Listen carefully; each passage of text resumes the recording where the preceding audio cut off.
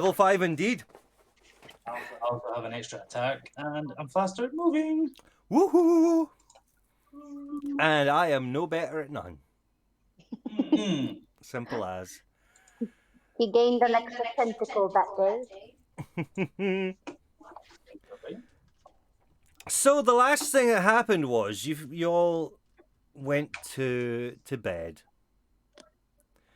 and several hours have passed. Still night going into early morning, when you're all rudely awoken by the sounds of screaming and soldiers shouting.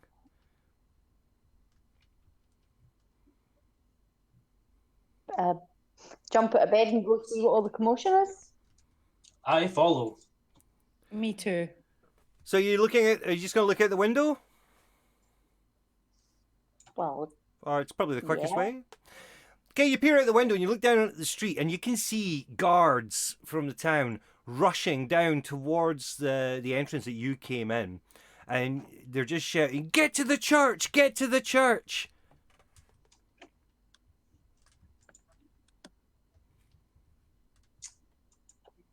can I poke my head out the window and shout what's going on? Yeah. A guard that's running past, he hears your voice and he looks up and he goes, "They're attacking the church! They're trying to get in!" Oh, we should go help. There's wolves and there's vampires and I don't know how they got here. That's the first thing you're going to say. Just as you're looking at you're having this little conversation, you see like several flocks of ravens darting from just the roof above you and flying over towards the church. Go Ravens, you've got this. I've got a meeting in the basement. Really? Okay, these want to head to the church? Sure. Okay. We can go and help. Cool. So you gather your possessions and you gather your weapons and everything, and you run down the stairs. The innkeeper says, "Please, go help, go help!" And just as you're darting out the door, so you bomb it along the main street, and you get to the front of St. Andrew's Church. You can see at the front door, there are 3 guards fighting off like 4 wolves who are attacking the door. You can hear howling coming from around all sides of the church, and you can hear screaming from the inside.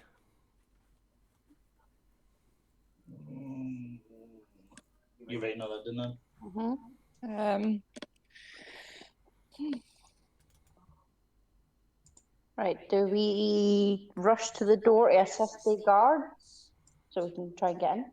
Or do we go around another side? See, to me, it's like they're screaming on the inside as well, aren't they? Hi, T-Bone Senior. Hi, T-Bone Senior. Hi. It's coming from inside. The howls are all around the I entire say we go church. help the guards, man. If the guards go down, then they're going to get in. Yeah, well, there's howls all around it, so we're going to be attacked by wolves anyway. So, what do you think, Senior? I think we go with what Rebel says, because you've been right most of the time, whereas I have not. You've all had your moments. No. Get back out. Oh, okay, to Get the back door. out. So you go into the main door. So you approach, and you can see the guards. They're thrusting their spears at the wolves, and there's blood everywhere. And the guards say, they just shout out to you, "Get inside! We've got these wolves handled. Just get inside!" Dramatic burst through the doors. Just as you burst your way through the wolves, and the guards let you past. You bust through the doors, and you can see it's like everybody gathers into this church at night for protection, and it's apparently something's gone awry. And there's a couple of wolves inside, but the thing you can see the most is there are 6 vampire spawn inside the church. Oh, great. And they are randomly attacking the civilians. You can see a priest with a holy symbol warding some of them off. There's some holy water getting thrown left, right, and centre, but they seem to be getting overrun. Okay. Let's go attack these mofos. How many spawn did I just say there were? There was 6 vampires and a couple of wolves.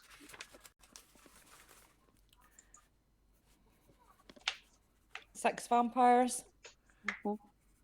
Oh, great. How many wolves? You said a couple. So we'll say 2 wolves. Awesome, cool. So the wolves are the closest thing to you, and they've like pinned. Both wolves are pinned like what looks like a family into a corner, and they're snarling at them and taking swipes with their claws. Rush the wolves. Yep. Cool.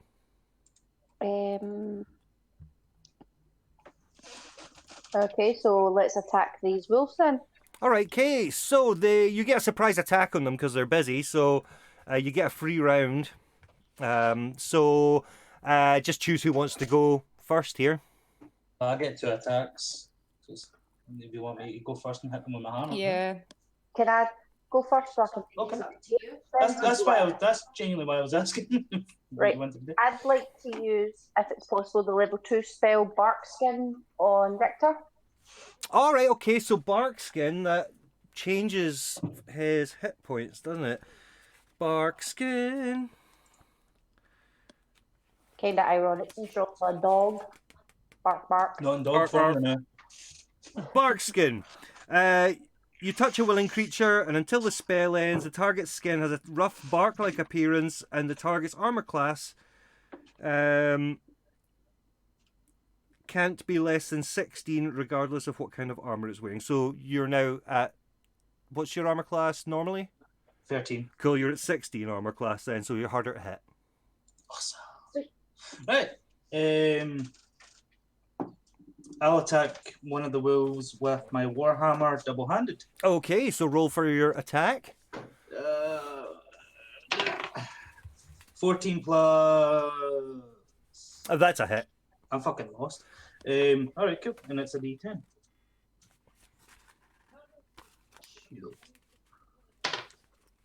9 plus 4. You literally obliterate that wolf in one hit. And for my next trick, I smack another wolf with the warhammer double-handed again. Mm-hmm. So that is 19 That's plus a hit. 4. Oh, 19 plus 6. That was it. And 5 plus 4, so 9 damage. And that one... You gravely wound that wolf. And you can see it's like almost like you've smashed one of its legs. It's still alive. You probably have a bonus action as well now, Yep. don't you? There's another wolf in there? There's 3? 2. Yeah, I just. All right, the two. one that I gravely wounded. I'll use Ray of Frost on. Cool. Jesus Christ, I'm beefy, man. 7 plus 6. So 13. Oh, that's just a hit. Yeah. And it's a D8. That was 8. That wolf turns into a popsicle. Woo! Hi, T-Bone. Hey, T-Bone. Hey! I just remembered glasses. They help. Okay, so who's up next? Well, we've no more wolves to fight, so to the vampires. Cool. Rector smash! So you've got 2 vampires attacking what looks like a bunch of parishioners in one to the left side of the church. You have another two attacking people to the opposite side, and two attacking the priest. Jesus. All right. Well, I think the priest is probably doing a good job holding his own since he's a goddamn holy symbol. He does seem to be staving them off at the moment. They can't quite get near him. They're making swipes. They're trying to circle him, but you know he's got his holy symbol, and he's got a little vial of holy water that he's splashing at them, so you can see them burning. Those vampires have already taken some damage. So I've just noted that down. Cool. So, okay. So Visenya and Rebellia, you get a free attack on whichever ones you want.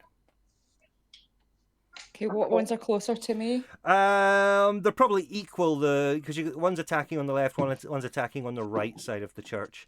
Okay, I'll get the ones on the right then. Okay. I'll go with the ones on the right as well. Best stick together. Okay. Take them down as they go. 12. What was that laugh? Yeah, I heard that. It was the cat meowing. Oh, was it? That was That Scoots. was a creepy kid. Oh no, it was Scoots too. So Visenya, what are you doing? Oh yeah, I didn't actually tell you what I was Yeah, doing. you just literally rolled the dice. Can I? Okay.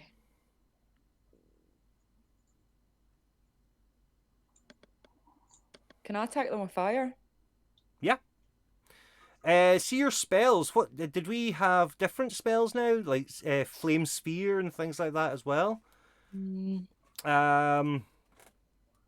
Call lightning.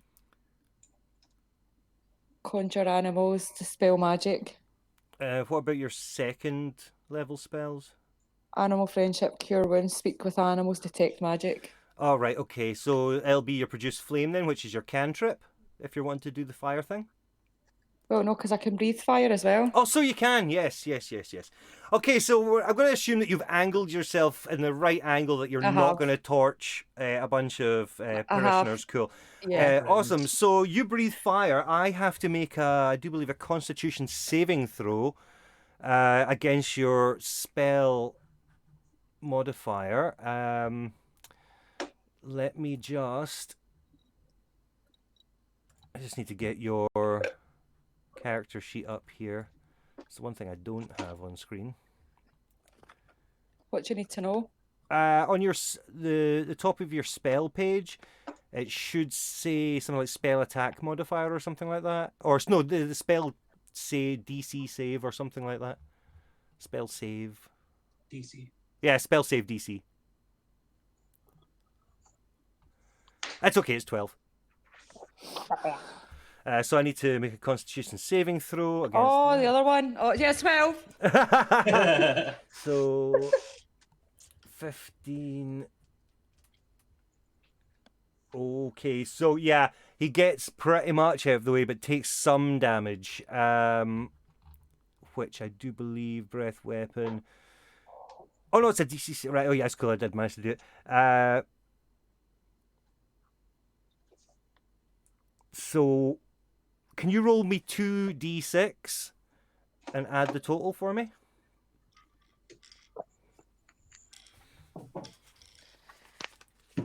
Two and 1, 3. So 3. Okay, so I'm going to round it up. Okay, both of them take 2 points of damage.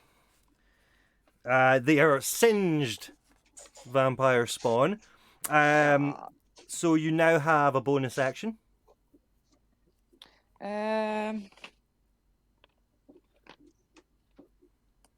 Thorn whip.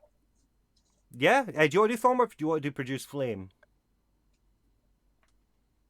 Okay, we'll produce flame. Just thinking, because you think, you're thinking back to the time that you've had to face Strahd, and you know Yeah. that anything that produces radiant light causes more damage to vampires. Cool, so roll your d20. and add 4. 14 plus 4, 18. Actually, it would be 19 because we've got to add 5 now because your proficiency's gone up. Oh. So that is a hit. And is it a D8 for damage on that? Yeah. If I can figure out which Or one has that it is gone up again. now? I'm just going to check and see if it's gone up with your level.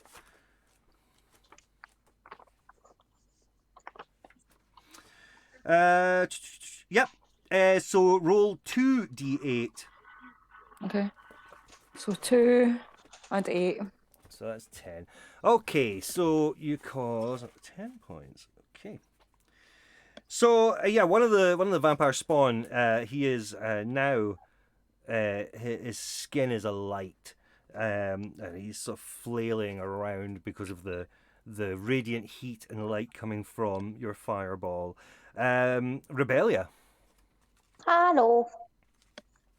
Just to double check, because I've already used bark skin, am I allowed to use another level 2 spell? Yes, you can. You have, I do believe. I'll just check because it'll be the same kind of. How many spell slots do you have? I think you've got like 3 second level spells you can use. Mm-hmm.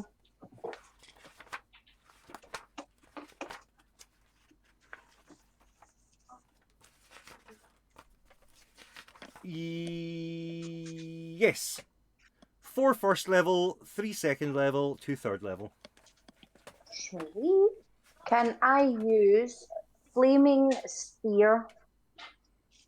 Yep. I don't know which the secondary dice is. I know it's a d20 plus the spell attack, but then don't know what else. I actually think it's me that has to roll to get out of that. Flaming sphere.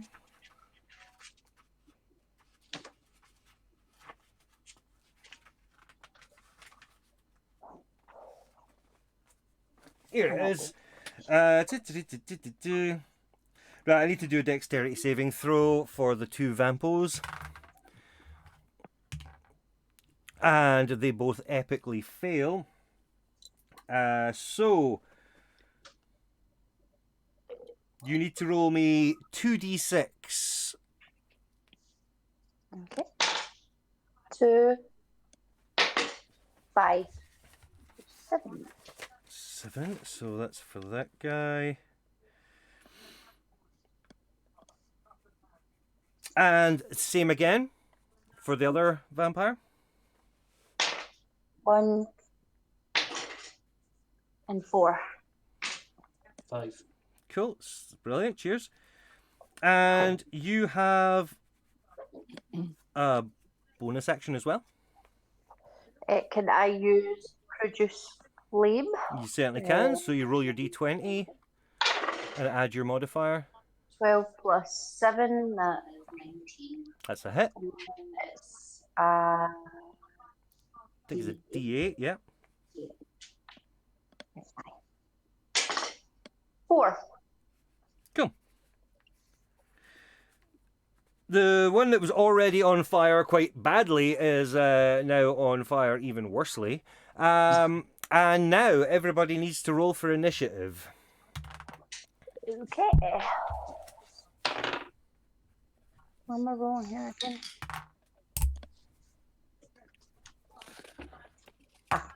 Is that d20 and then plus your initiative? Yeah. Yeah. Plus your what? Initiative. Initiative, right. Yeah. Which is technically your dexterity modifier, so yours is... Plus 1. yours is 12 plus plus 2, one. actually. Plus 1. Oh, 12 plus 2. Right, I just need Yeah. to get the order here. 14. So yours is... Took me long enough to figure that out. 14. Rebellia? Oh. Did you roll 2?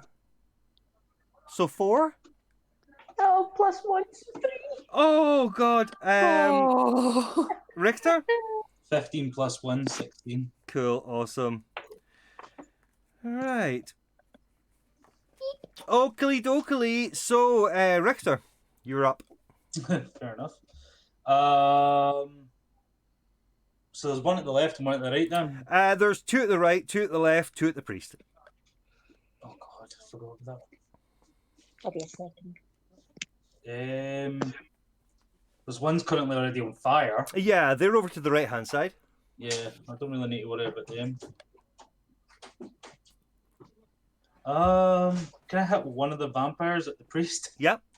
Yeah, I'll do my Warhammer. Cool. 14 plus 6. Hit. And it's a D10 because I'm swinging with both hands. D10, where'd you go? It's not 10. There we are. 8 plus 4. That is oh, that's the damage, isn't it? 8, 10, 12 points of damage. Cool.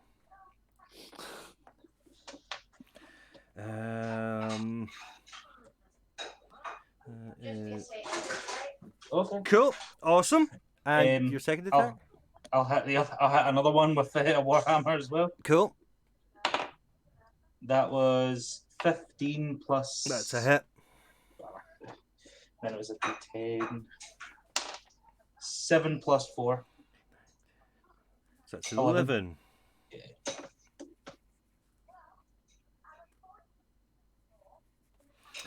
Awesome. Cool. And you'll have a bonus action? How many answers? You said there was 2? At the There's priest? 2 at the priest, yeah. Yeah, but there's another 2 on the opposite side of the parishioners. And I've got 60 feet worth of Ray of Frost, so the ones that are at the, how'd you say that word, Amanda? Parishioner. Parishioner, that's it. Can I hit him with my Ray of Frost? Yeah, you roll your d20. Cool. That is, Jesus Christ, I'm on a roll tonight, man. 19. Nice. That is a hit. Fucking hell. Fires out in a cone. So your damage, you'll have to roll. You'll roll your damage twice because there's 2 vampires there. Oh, okay. That was 5 and 8. Okay, so and cool. Cool. Good stuff. The vampires that were being attacked by Visenya and Rebellia may be on fire, but they're pissed.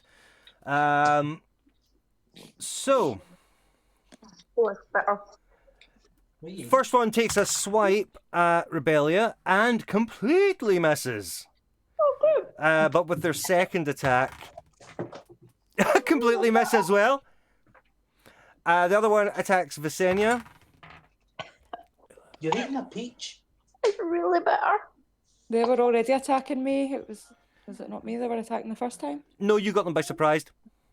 The first one hits you with their first attack for 7 points of slashing damage. I'll be back in a second. I need to quickly check my diabetes. Cool. And with its second attack, gets you again for 5 more slashing damage.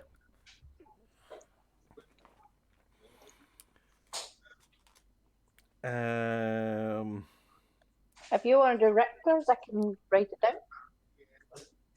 down. Or you want to attack Richter? No, that's those 2 ones. We move now on to Visenya. Ah, okay.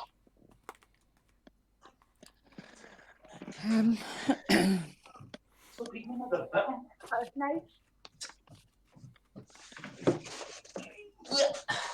Can I hit the ones closest to me with a club, please? Yeah, you can.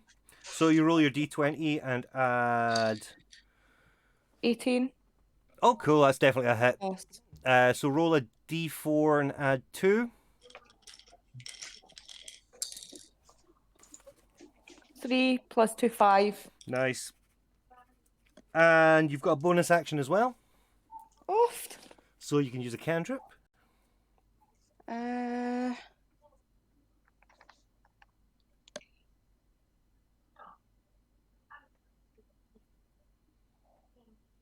Moonbeam? It'd be a spell, so one of your Else I can't cantrips. do that. Okay, a Thornwhip? Yep.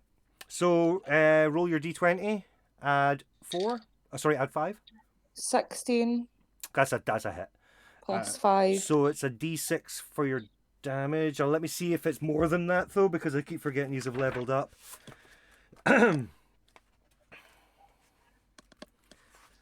Which means damages go up.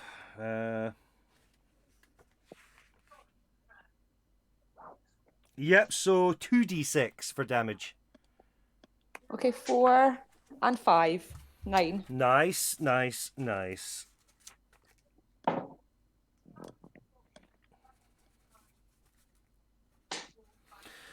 Cool. Where's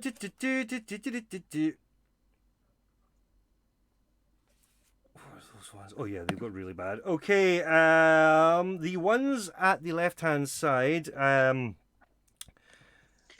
who got a little bit of Ray of Frost on them, they dart over to Richter. The first one makes a claw attack and hits for 6 points of slashing damage to Richter. Their second attack causes 4 points of slashing damage. 4 and 6. Yep. So Thank you. the second dude, he misses his first attack. He hits with his second attack, causing 4 points of slashing damage.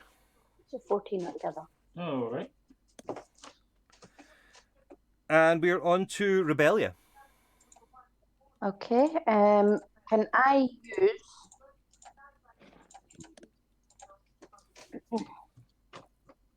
Can I actually dart over to the other guys that are at Richter Yeah?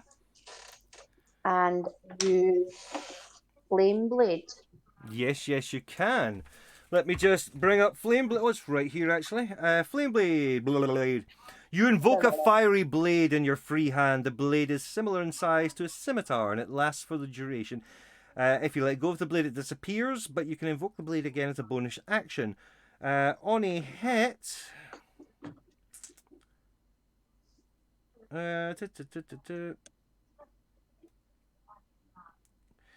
Ooh, on a hit, 3d6 fire damage. So, yeah, if you're going to attack with that, roll your 20, add your modifier. 20 plus 7? That is all right. Okay, so Right, cool. instantly you will get the maximum amount of damage you can possibly cause, which is 18 points of damage. Ooh, Uh, nice. so Who knew Flame Blade would be that good? that is on that guy there. Oh, I need a calculator, guys. Have I ever rolled like a 20? I don't know. I don't think I have. That feels amazing. So cool, awesome, brilliant, fantastic damage. Your bonus action. Oh, let's just go for Produce Flame. Nice. So your d20 again. Don't worry. Let's see, the women are fiery than 8. Plus Aye. 7. What was that? Sorry. 14 plus 7. Oh, that's a hit. That's a hit. So Okay, and your then 2d8. Ooh. Nope. That one. 2, 7. 7, 8, 9 altogether then? Yes.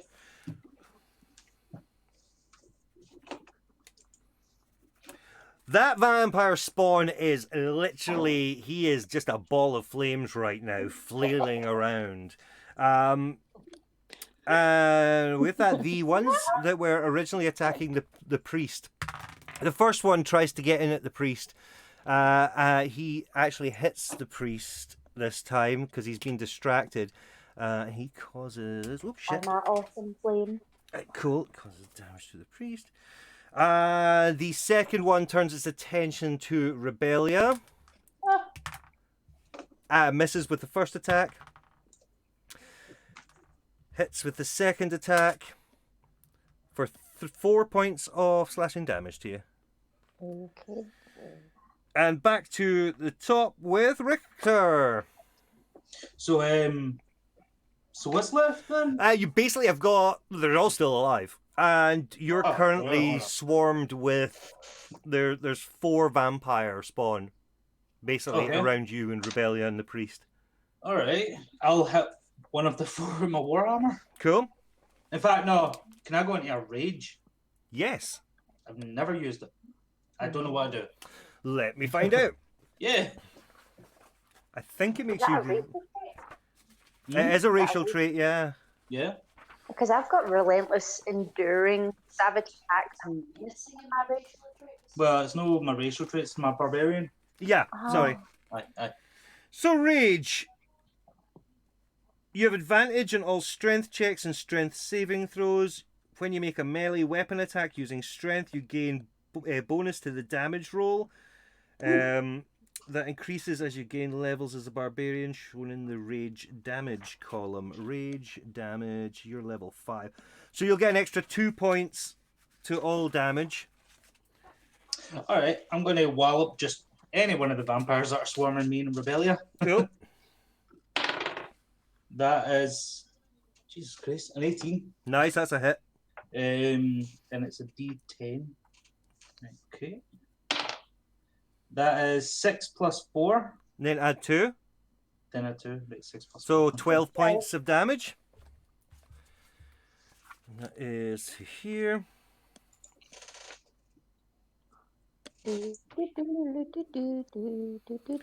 Cool. That was your first attack. Yeah. There's one attack on Rebellia then, isn't there? Yeah. I'll hit that one double-handed again Mm-hmm. with my Warhammer. And that was a 14 plus 6. And a D10. 10 plus 4 is 14. So add another 2, so that's 16. 16. There we go. Okay, that's one of the vampires that was already partially damaged by the priest. He is literally, his head is just pummeled into the ground with your warhammer and explodes in black ooze. You are now one vampire spawn less. Woo! Now we move to the ones that are over by Visenya.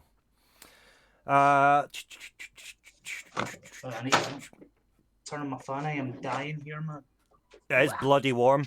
Yeah. So, the first one, he nopes out on this and he legs it to, he basically dashes over to a wall and starts to climb the wall like a spider. And he's now literally on the ceiling of the church looking down at you. The second one takes a swipe. With his first attack, he misses. Second attack, he hits, unfortunately. 6 points of slashing damage. And we are on to Wait, who got that damage? Visenya. Ovs. How much damage did I get? 6. 6. Again? Yeah. Oh, I'm screwed then. Not at all. We're on to you now, actually, Visenya.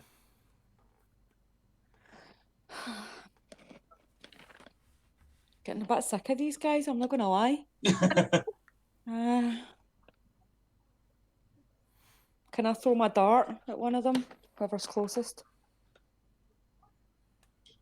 You can. So yeah, it's roll a d20. 12. Plus, yeah, that's a hit. So it's a d4 plus 2.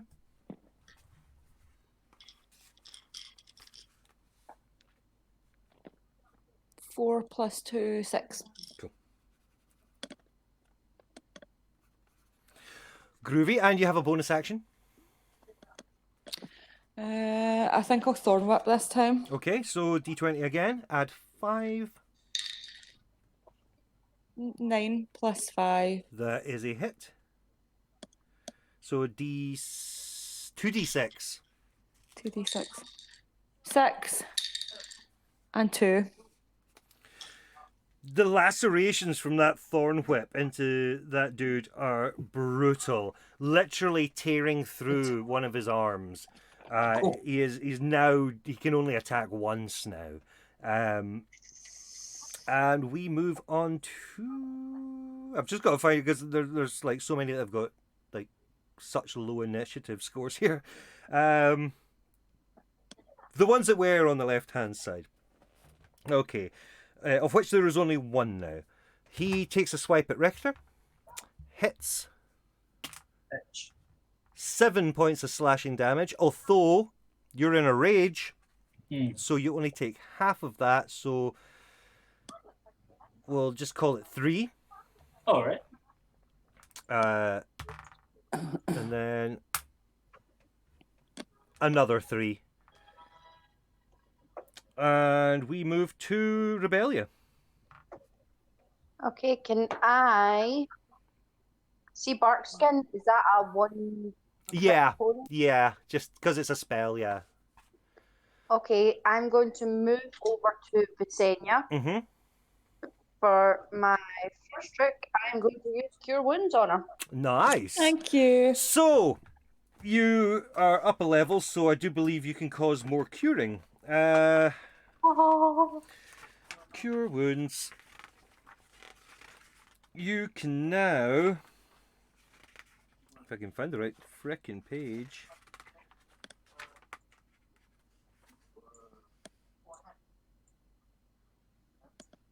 Oh no, that's different. So it's just 1d8 plus your spellcasting modifier. so I don't need to roll a d20. Nope, just your d8 and add whatever it is you add normally. That's 4 plus 7, so 11. Cool. 11 points back, Linda. Thank you. And your bonus action.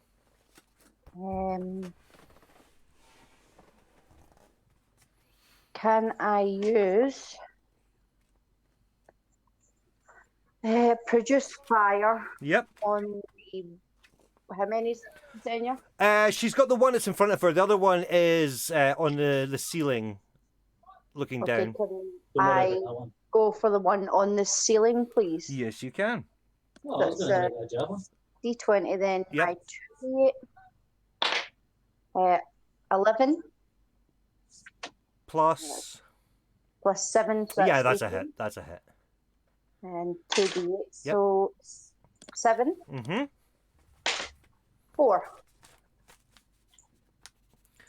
He bursts into flames briefly. You can see like the skeletal outline of a charred remains as it just breaks down to ash and just flutters down from the ceiling. The ones that were initially attacking the priest.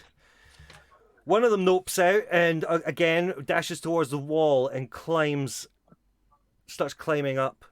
One of the pillars. The second one takes a swipe at Richter and misses. His second one that hits with a reduced because of your rage, 3 points of slashing damage. And we're back to Richter. Thank God I have 49 health because now I'm only on 26. Fuck me. All right. I'll probably just hit 2 of them with my hammer again. Cool. Yeah. Double-handed. 13 plus 6. That's a hit.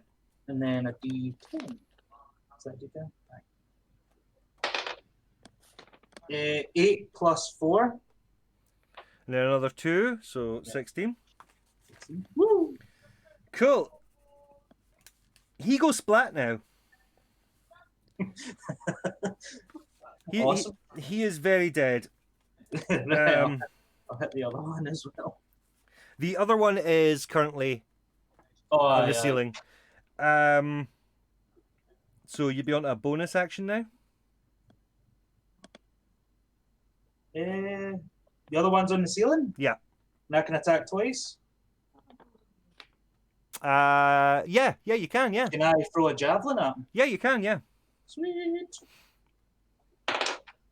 18. That hits. What's the damage for this again? Is For that D8? javelin. Let me just quickly check for you.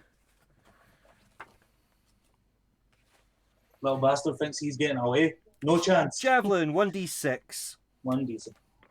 plus an extra 2. 6 plus 2. And then you'll have another plus as well, normally, because your proficiency.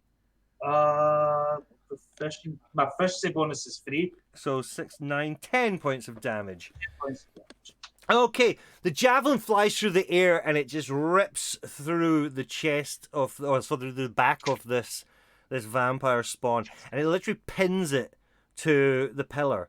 It pins it to the pillar about 30 foot up. It's still alive, but it currently is pinned. Sweet. Bonus action. Yeah.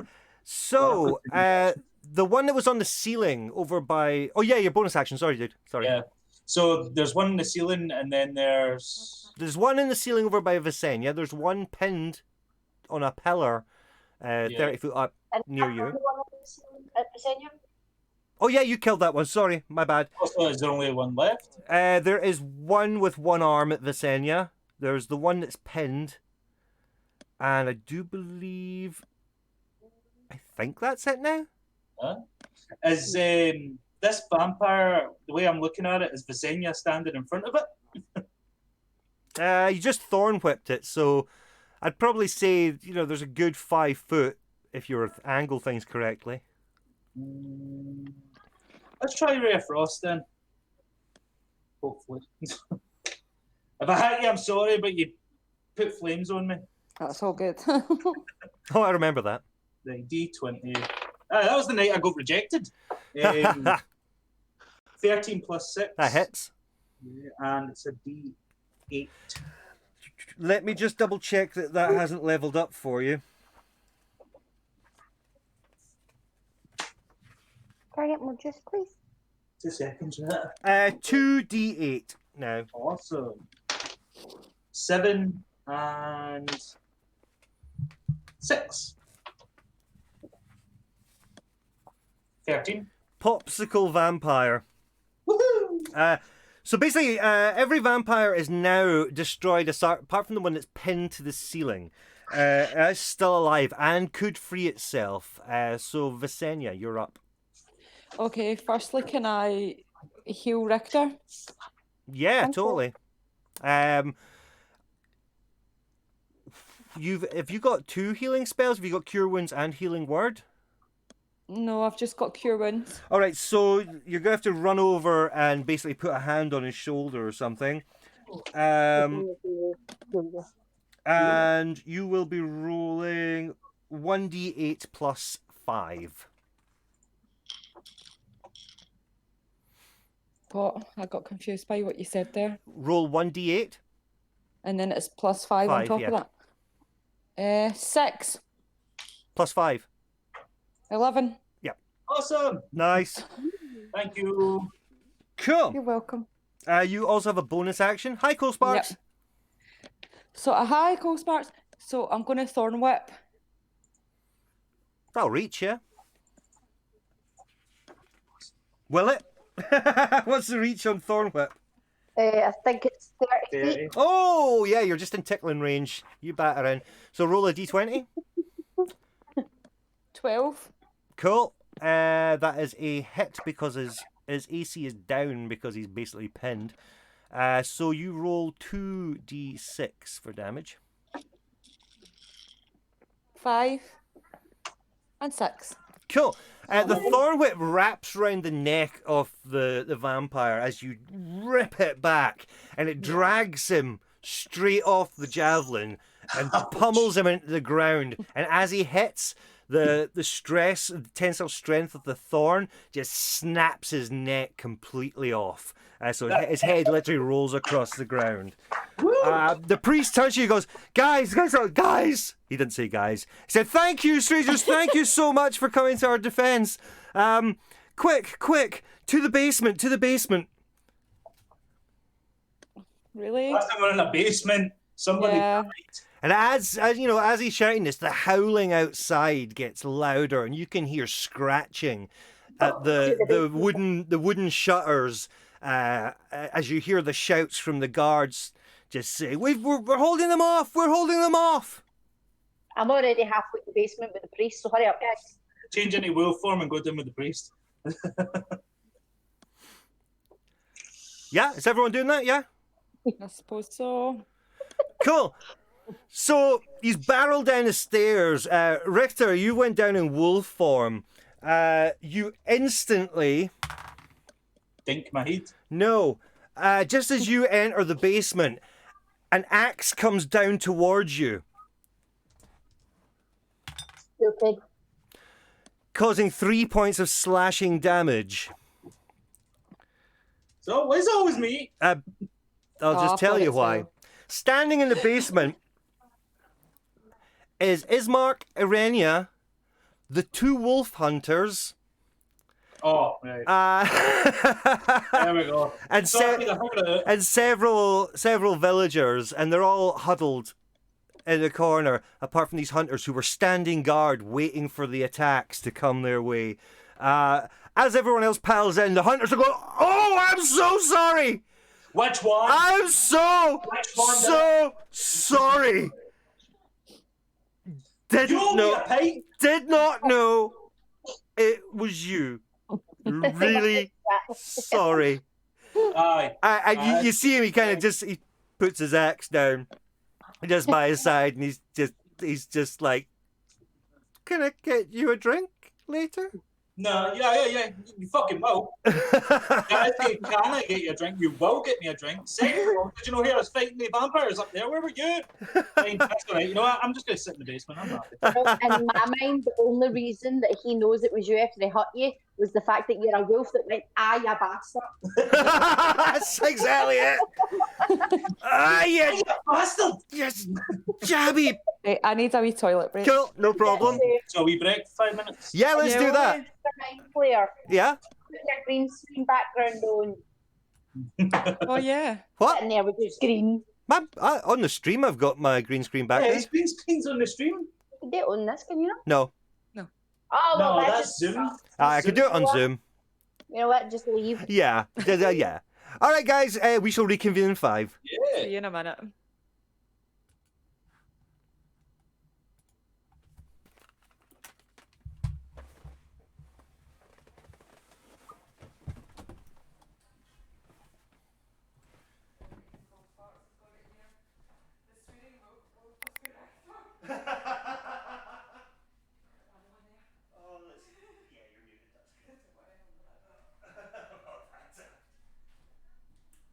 She likes your hair.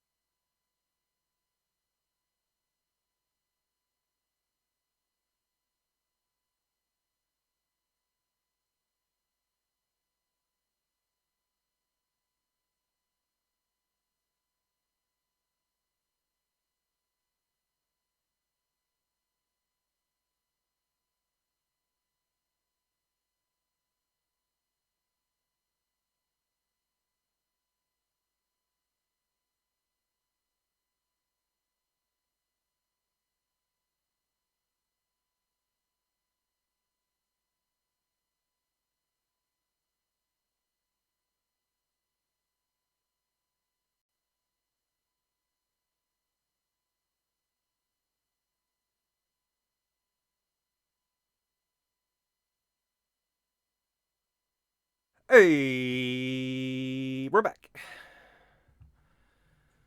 That's not bad.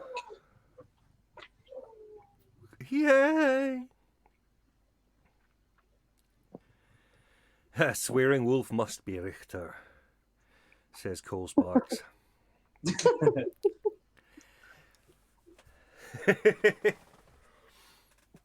Dunk! Ah, you bastard! Oh, Jackie. That was a sorry in your prick. All right, so let's lower that down and bring this back up. Hockly dokley, folks. We are back. Okay, so the people gathered in the basement. We've got Irena, Ismark, the two hunters from the inn. We've got a random assortment of other villagers, including the people that you saved from up the stairs. The priest. There's a young boy. Well, not a young boy, a young man skulking in the background with he's holding a shovel. And as everybody comes in and the priest slams this heavy door behind him, you hear the hunters just shouting at the priest. And they're just like, this place was supposed to be safe. How did Strahd's forces attack? They never get in here. And the priest looks nervous and he says, I'm sorry. It's just, I apologize. I should have said. And he says the bones were taken. The bones were stolen. Whose bones?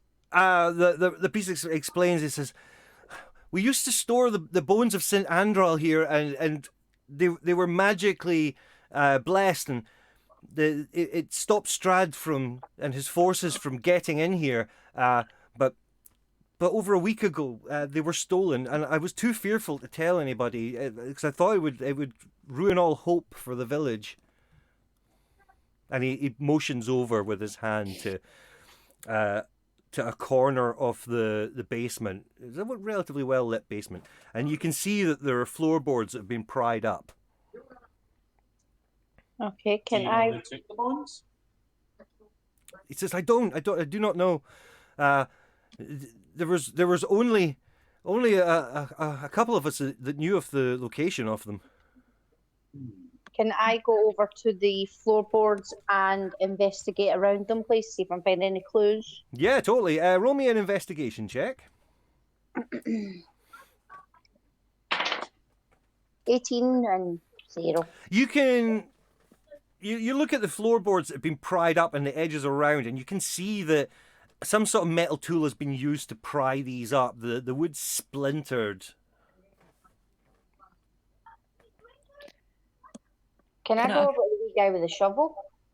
Yeah. You approach him and he does start to look a little nervous. Mm-hmm. Can I intimidate him and ask him if he pried up the bones? Yeah, roll me an intimidation check. 12 plus 4, so 16. Yeah, he nervously says, I'm so sorry. I was paid. My family are starving, and the coffin maker paid me to take them. That bitch. The priest goes over to him and literally backhands him right across the face. Do you know what you've done to this village? You've put us all at risk. This place was our only salvation, our only sanctuary from Strahd. You're an idiot, boy. You're an idiot. Is the coffin maker in this basement? He is not. What a dick. We need to find that person. You hear noise from up the stairs and the sound of footsteps coming down. There's a banging on the door, and you hear a familiar voice of one of the guards from earlier, and he's shouting down, "They're retreating! They're retreating! The sun's coming up!" Find the coffin maker. You hear a voice go, "Why?" Because he's an arsehole. We know this, but why? It's a secret to the church. Don't ask me why. I fucking help with the vampire. The priest he just waves his hand in disgust at the young man, and he walks towards him. He opens up the door carefully as the two hunters hold their axes ready. And yeah, there is just one of the guards there, and he's beckoning everyone back up. So yeah. Can I take the young boy by the scruff and drag him with us? Yes, you can. He is literally, you grab him with such force that his shovel drops out of his hand, and as you're dragging him, he's trying to reach for it again, but he's got no chance, and you're literally just dragging him behind you. You know what? I was getting dragged by a half orc. Fuck me, man. I just need him as evidence. Yeah. Okay. So we could use him to help him get the guards to help us look for the coffin guy. Right. Everybody needs to heal up. We can rest. If we want to. Yeah. As you're all discussing this, the priest he comes over to you and he says, "Come to the altar, and I'll make sure I'll ask the gods for their blessing to heal you." Oh, thank you. And The gods heal me, Visenya, look at Rip. Yep. So everybody roll. Visenya, you will be rolling 5d8, adding that up for your health points. Same for yourself, Rebellia. And then add your Constitution modifier. So if maths isn't a strong suit, just tell me the numbers you roll. 6. Roll it 5 times. 5 times? Yeah. Oh. 6 again. 3. 3 again. One more. 5. And your Constitution modifier, see on the first page of your sheet, whatever your plus is. It's +3. Cool. So, 12, 13, 14, 15, 16, 17, 18, 23, 26 points you heal for. Nice. Altogether, that's adding my Constitution. Was it Constitution? Yep. It's 18 altogether. Cool. Good stuff. So is everybody looking healthy? You just told Day to roll. No, you do as well. It's you're regenerating health. A D8 5 times? Yep. All right. Well, no, you're a barbarian. You're probably like a D10 5 times. Then... No, you're a D12 5 times. Okay. 9. Are you writing it down for me? I'll write it down yet. 9. 10.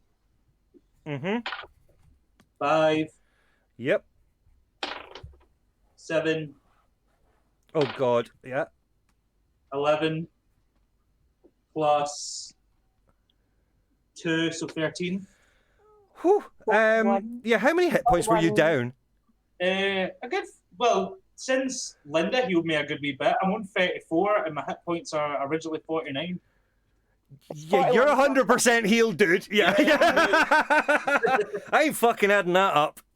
Sorry, don't worry, I'm healed. That was numbers. Right, awesome. So I'm assuming everybody's pretty much at full health now. Yeah. Yeah, cool, awesome, good stuff. So yeah, the priest finishes laying on hands and making sure you're all good, and he shouts over to one of the guards and he says, "Take that boy and lock him up. He's betrayed this entire village." And pointing Can I over. hold on to him until I get to the coffee maker, please, guard? Just... The guard says, do you need to keep a hold of him? If he is, if the coffin maker is who you're after, we can send people if you want. Well, they could send people and we go and find them at the same time, just in case, some mysterious thing happens where our guards couldn't find them. Yeah, cool. Yeah. So yeah, if you want to keep the boy in sight, and you know, are you wanting to go there just now? Please. Can I ask the priest something? Yeah. Any chance that I could get holy water off you? A flask? The priest, he goes, that's a clever plan, Thank you young very man. much. That is a clever plan. And he hands you each 2 bottles of holy water. And the holy water will cause, if I fail, if a vampire fails a Constitution saving throw, 1d12 damage. Okay, I've got Thank that. God I asked that. because I And was if you like, can write down that it's a Constitution saving throw of DC 15, because I'll need to know that later, and Alright, Rebel, I'm thanks a for- I'm a Oh, lazy. What's That's cool. Rebel's got it written down.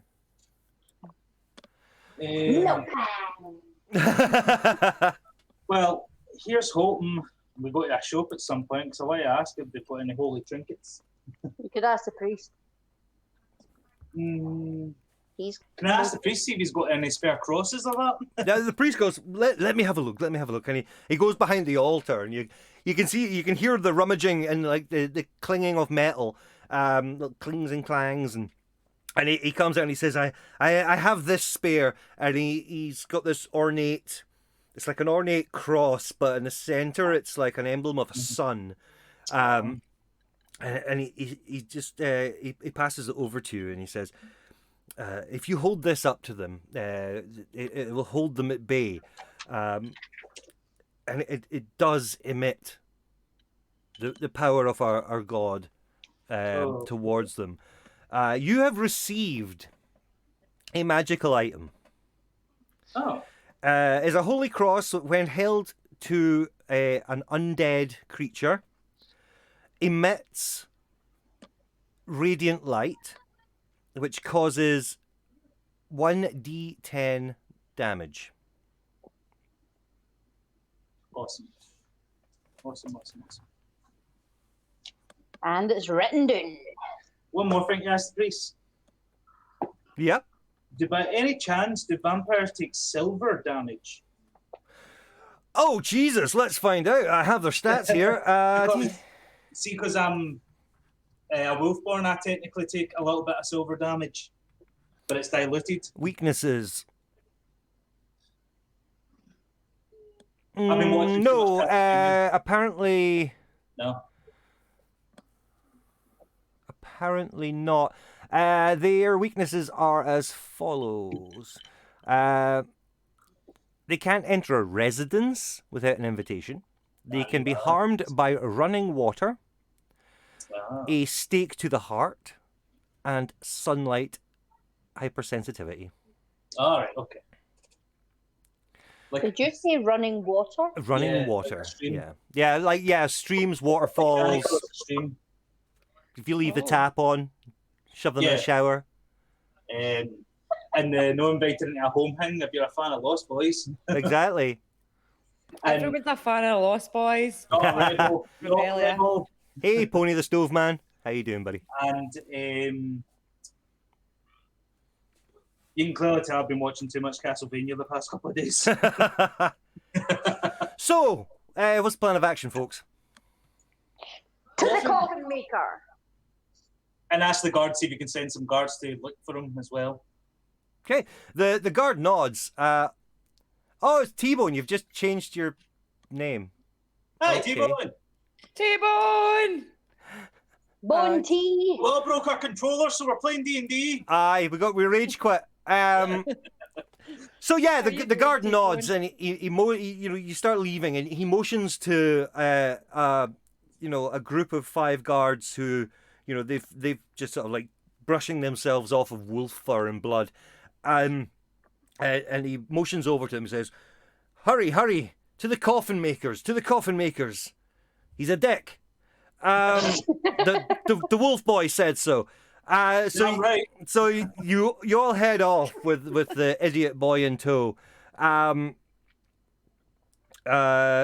and it's just down the street a little bit, and the guards surround the entrance to the coffin makers, and they just nod to you and wave you in.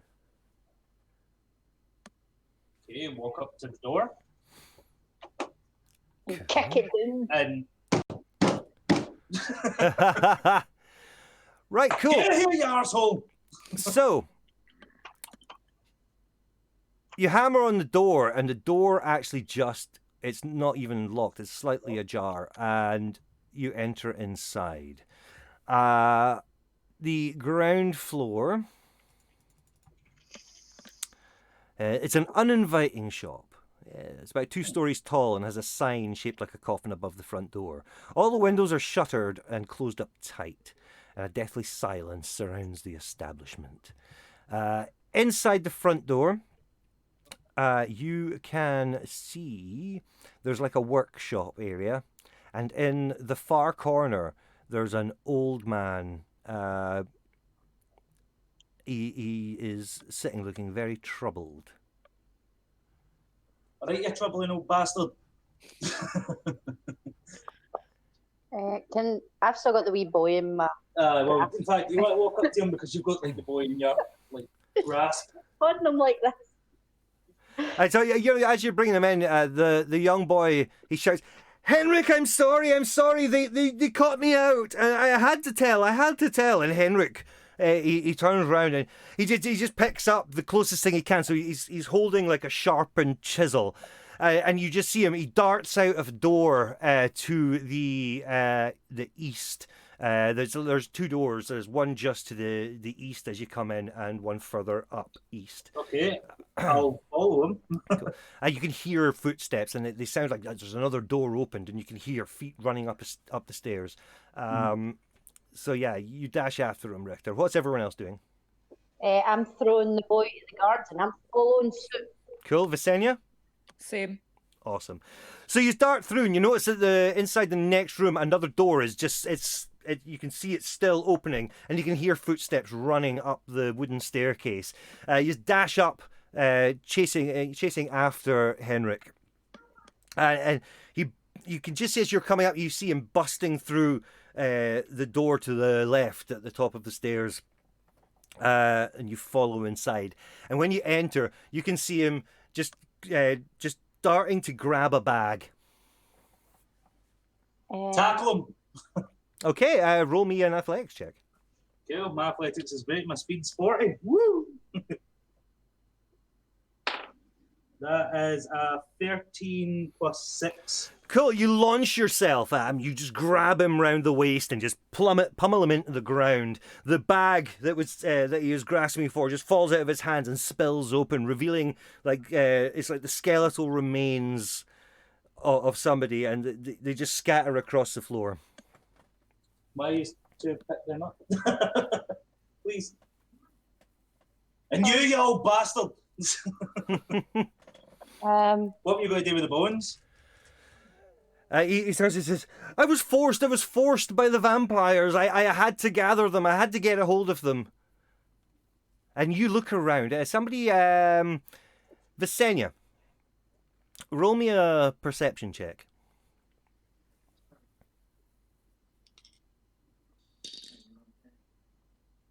Eight.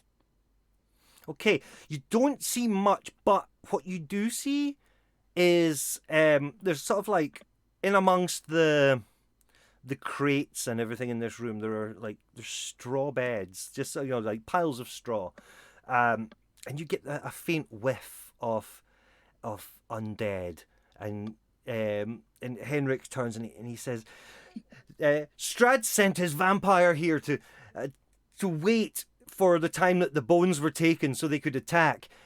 They were threatening me. I had no choice.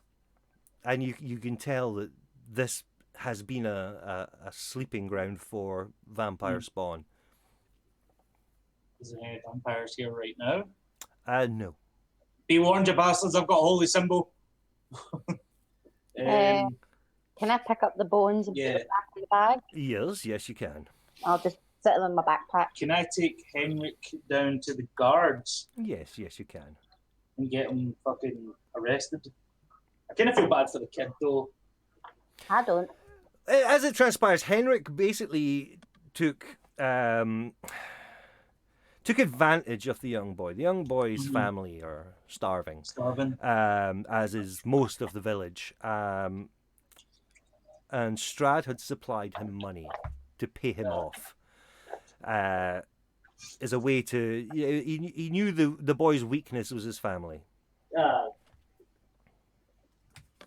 All right, Can we try and convince the guards just to let him go? Because it's not really fair. I think they've gathered that then. I was just saying, just in case. You've already made your way back down the stairs. You've got Henrik in tow as well as the boy.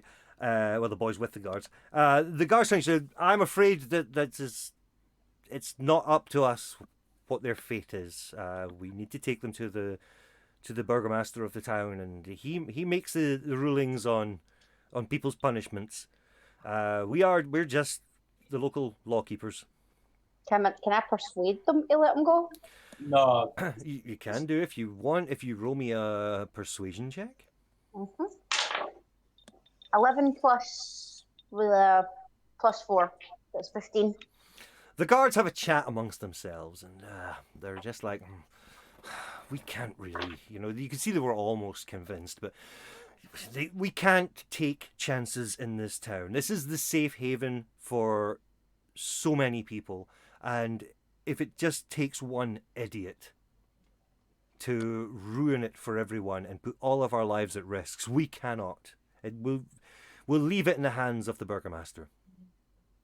Okay, I guess we'll need to see them. Where's the burgomaster? Burgomaster Mansion is it's in the village somewhere. It's a rather large house in the village. You wouldn't be able to miss it.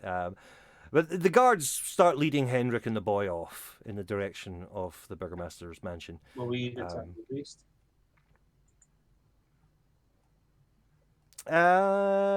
Rebellia.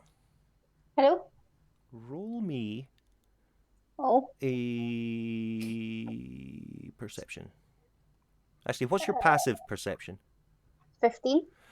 You remember that you had a meeting this morning. Look, my meeting. Do I give me the bag and I'll go give him back to the priest? You got a meeting? We've all got a meeting. Yeah, but you've got time. You've got time. All right. Obviously, the bones need returned. Yeah. Are you doing that? Yeah. Yeah, I'd rather do that straight away. Okay, so straight off the bat, you dart down the street back to the church, and present the sack of bones to the priest. He thanks you so much, and he says, I will bury these somewhere new in the grounds, and thank you so much. The town we now have a safe haven from Strahd's forces. And thank you so much.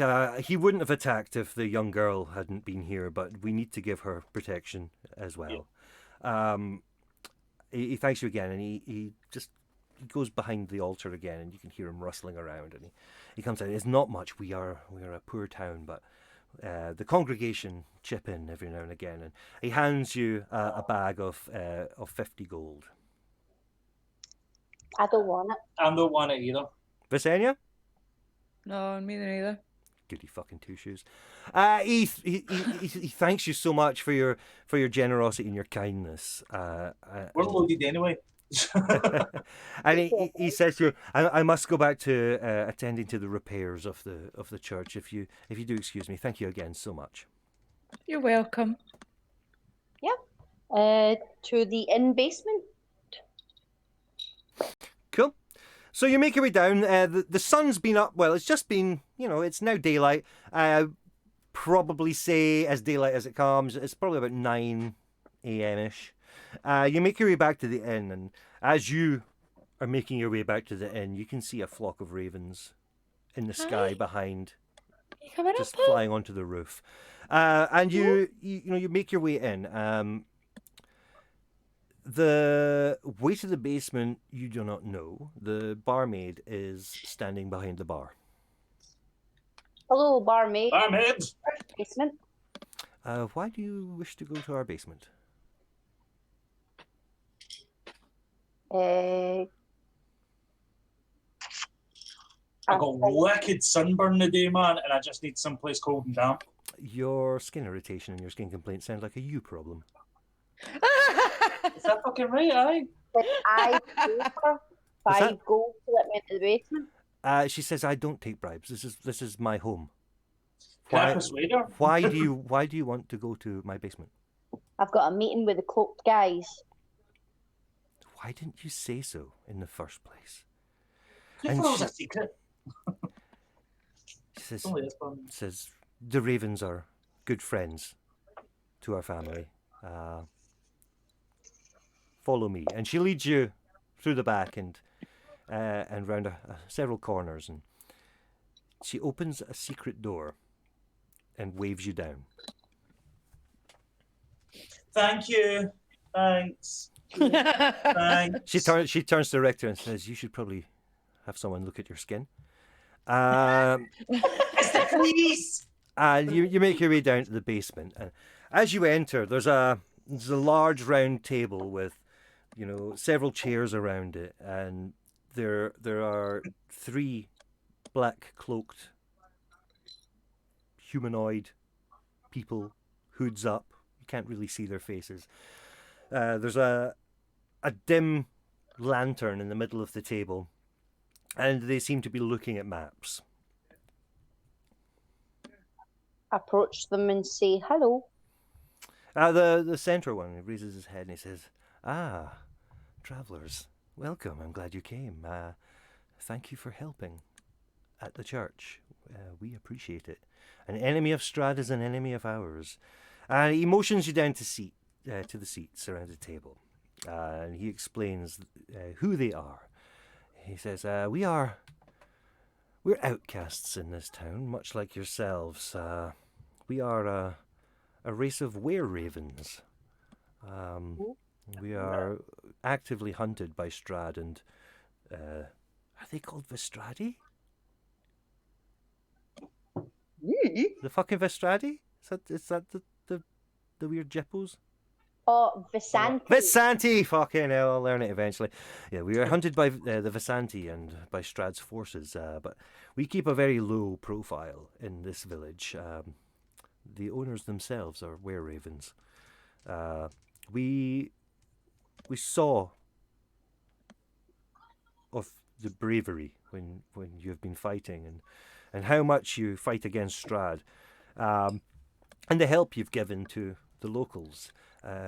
We wish to point you in the direction of something that may help. And he motions you over, come and look at the map. And on the map it shows just sort of to the west of the village. He points at a mansion that's just a little bit along the road, and he says, there's a mansion there. That might be somewhere to take a look at some point. There's maybe a couple of remaining paladins who also were a great force against Strahd at one point. Unfortunately, their numbers have dwindled greatly. But further round to the west, and he motions on the map, it arcing round to the west and then down to the south, and he shows you this. It's like a grassy circular area. And he says, just past the Wizard's Winery, there is a path that leads to a hilltop. There are a group of druids there who actively worship Strahd, but hidden beneath the bleeding tree. There are the diaries of Strahd. They may help you in defeating him. An evil tree grows atop a hill of graves where the ancient dead sleep. Nada. I'm smart.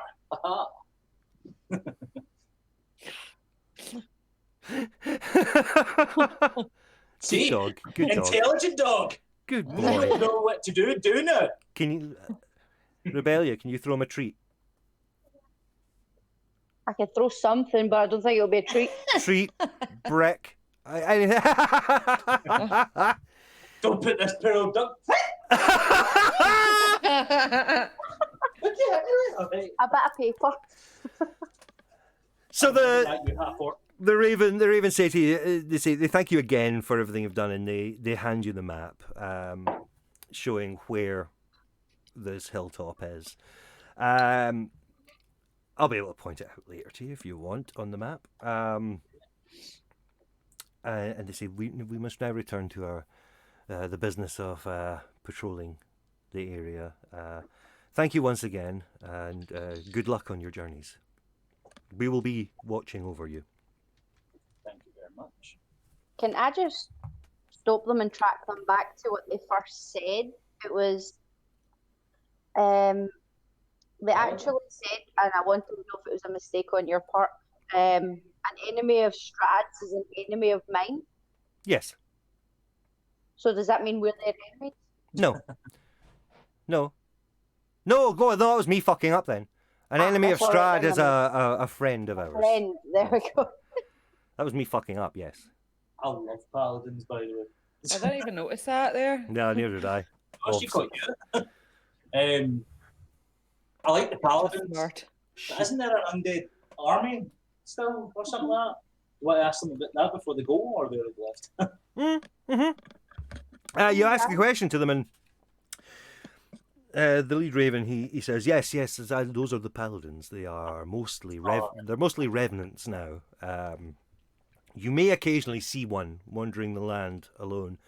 They will not attack Strahd's castle until their leader gives them the say so. But unfortunately, he has lost heart since Strahd killed their dragon. We've got a replacement. She's up there.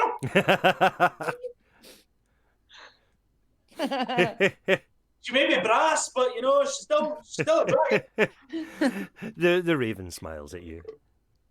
Slightly condescending, but he smiles at you. I don't care. I'll be a friend. Again, he thanks you, and the three cloaked figures they head up the stairs. Okay. So now it is just a question of where do you want to go first? Oh, we need to also go to the Burger Master. I want to go there as well. I want to try and- Toilet is where I need to go, guys. Awesome. Cool. I need to check my bloods anyway. I've got rosy cheeks. All right, then, guys. A little break, and we'll be right back. Back soon. Bye. Choo.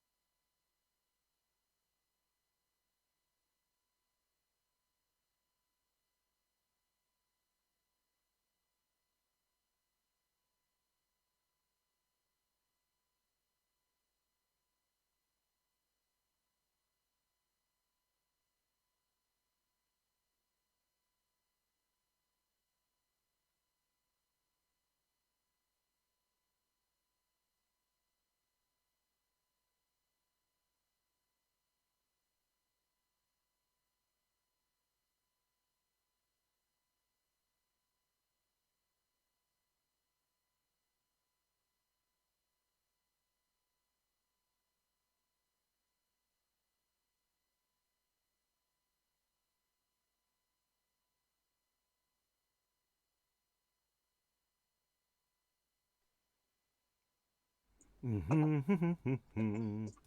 up. Ew.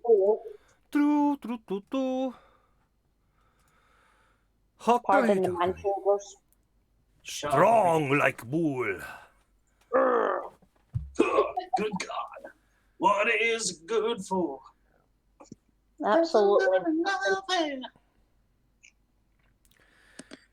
Right.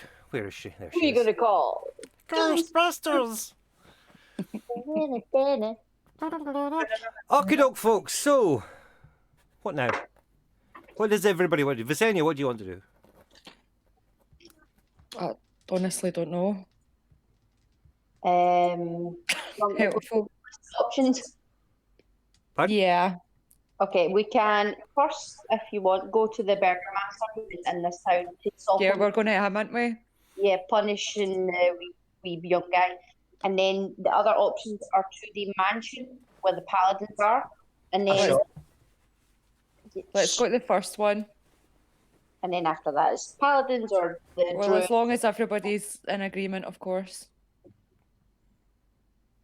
Cool. We just do that at the same time. Yep. Okay, to the Burger Master, please. Yay, the place I didn't expect you to go.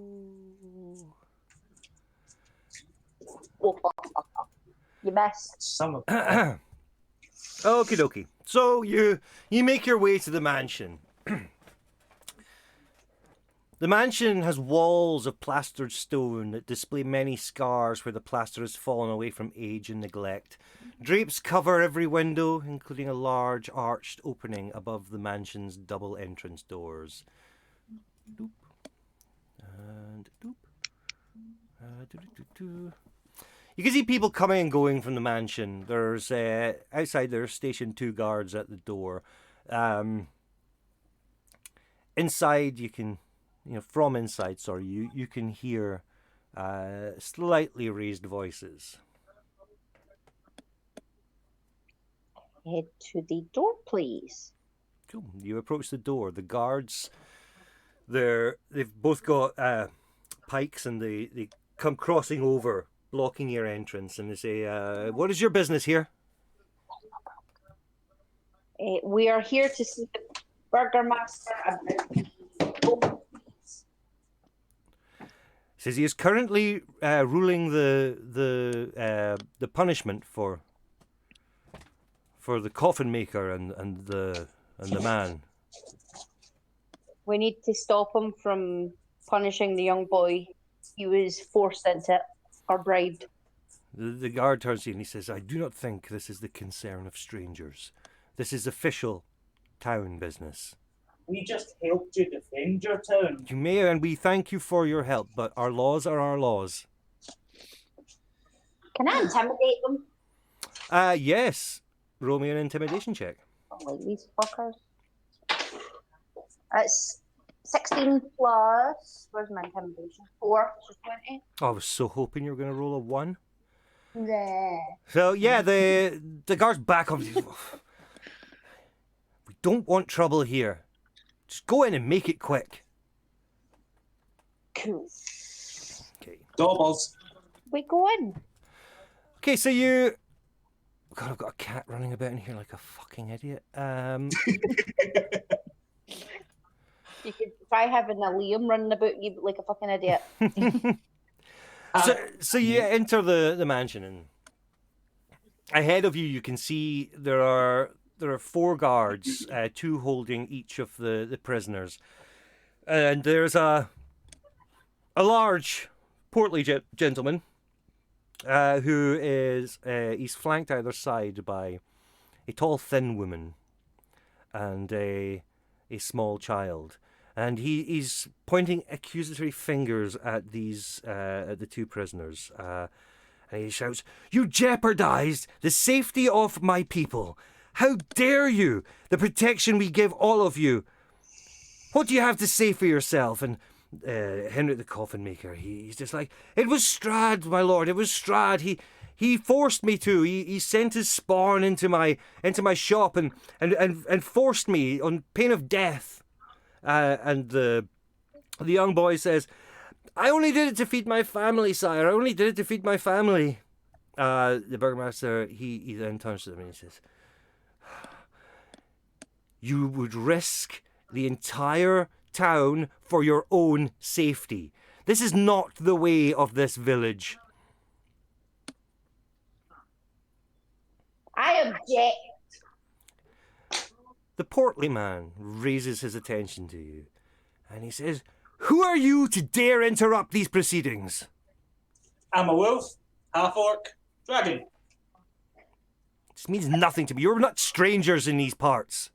We were forced here, right? Your type come and go. Do not interfere with our laws. We didn't want to come. We just want to go. We helped. The two guards approach Richter. Oh, great. Here we go And again. Richter now has two spears pointed at him. Just let the boy go, Yeah, it'd be silver and those spears. 'cause and it's- we will leave. What Visenya said. Give me dragon- one reason why I should show mercy to this idiot. Because Because he was just you're trying the to protect his family. You'd do the same for your family and child. And If wife. I was to let everybody go who were just doing something to help their family, I would have empty cells. We were just asking to let go of one of them, not both of them. Just one, just the boy, and we'll leave. If you want us to save your godforsaken town ever again, you let the boy go. The burgomaster says, "Our town would have been perfectly fine if it hadn't been for this idiot man. Yeah, the two idiots. We have though, stood with our defences against Strahd for decades. It was this idiot that risked it all." Well, the thing is, we've returned Bowens the back. We defended inside the church where there was about 8 million bloody vampires. Aye, we think brought the bones back. So And it isn't the kid's fault. You can still take the old man, but the kid's all right. poor old man. Who's the innocent Look at that of a guy. child? Exactly. Just a young Emotions to the man. He's not a child. He's a young man. He's a child to us. If you play stupid games, you win stupid prizes. Nice one, I like that. Just let the kid go, please. And we Are will you leave him. threatening me in my own town? Right, Yes. first of all, hold on. I've got 2 pikes pointed straight to my face. Why would I threaten you at this point? This guy's an arsehole, man. He's not an arsehole, he's just doing his job. But anyway, I'm not threatening you. I'm asking you nicely. And I have said our laws are our laws. You know what? You know what? That's nice and all, but you're a dick. Guards, remove that man! And the You two can remove guards me all you want, but I've start still got pushing 2. their spears into you. I've still got 2. It's 2 of them are still in here. And you're convincing me, you bastards. Convincing you. And as the guards remove Richter from the Oh, my room, goodness. he turns to Visenya and Rebellia. "Are you as insolent as your friend? No. No. Give me one valid reason why I should let the man go.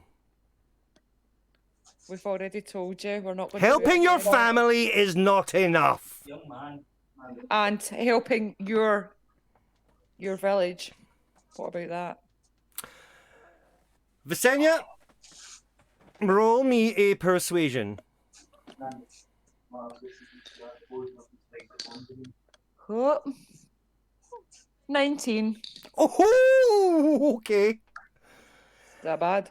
No, it's fucking good. So the burgomaster says, "Yes, I believe you have done us a great service here. I will treat this as one favor. One favor to you, but it will be the last." Thank you. And he motions to the guards holding the boy and says, "Release him and send him on his way." The boy, he turns to the burgomaster and he says, "Thank you, Lord, thank you. I will never do something so foolish again. I owe you my everything, my entire life, whatever I can do for you." The burgomaster says, "Just don't be an idiot. And stop thinking so selfishly." Can I talk to the boy when he comes outside?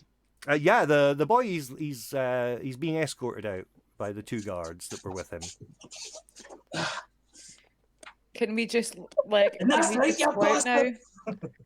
Liam, No, I'm just saying. He's going to get you killed.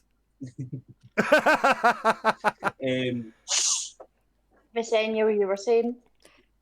Can we just thank them and leave now? Yeah. So you thank the burgomaster for his leniency in these matters, and he says, just try not to interfere with people no in bother. these lands. We thank you for the help you give, but these are hard times, and we have to protect ourselves as best we can, and we cannot let the weak-willed put us all at risk. Please, we thank you, but please, let us get back to our proceedings. Yep, that's what we're trying to do, mate. Cool. Have fun with the coffin maker. Bye. Enjoy. Still talking to the boy. Cool. So what are you saying to the boy? I go to the boy and say, here, take this and give him 10 gold coins.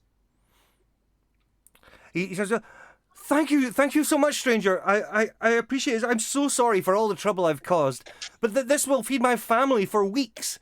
Thank you so much. It's fine. I remember I'm part of a pack. I used to be part of a pack. I understand family. Ah.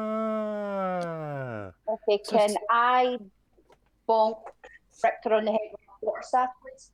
Yes. Thank you. Bonk. Okay. You guys narrowly avoided getting arrested. Sorry.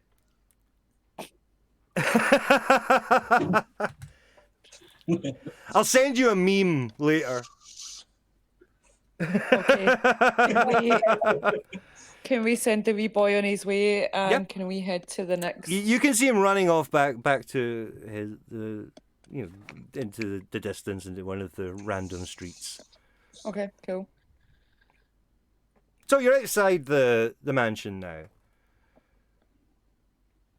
It's probably around about midday. Awesome. Okay, where do we want to go now, guys? We have We dodged a bullet there, I think. just a bit. Either the mansion with the paladins or where the druid to worship Strahd are at the tree. Right, well, I chose the last one, so somebody else choose this one. I think the mansion then with the paladins, because it's good to have backup. It is en route to the other place anyway. Yeah. Oh, Can I just say something? Mm-hmm. Remember, we'd recruited 3 guys as well to help us. Yeah, We've never called on them. They're wanting to help you against Strahd, not Yeah, we small need to matters. remember. I'm just saying we need to remember. If you can imagine that there's like eventually a final showdown. Yeah. You might want to. Okay. You're making friends. You're making friends. You've got 3 allies there. You've got allies in the Ravens. And, you can imagine that going up against someone like Strahd is going to require a small army. It's going to be like going up against Dracula. Pretty much. Also, I kind of messed up Heroes Forge again. All right, so where's the frickin'? If I get rid of the town map there, we're back to the main map. Okay, so I just need to move this map a little so I can see more where we are at.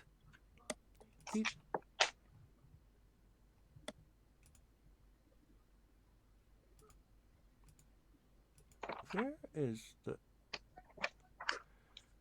Is it that? It's that.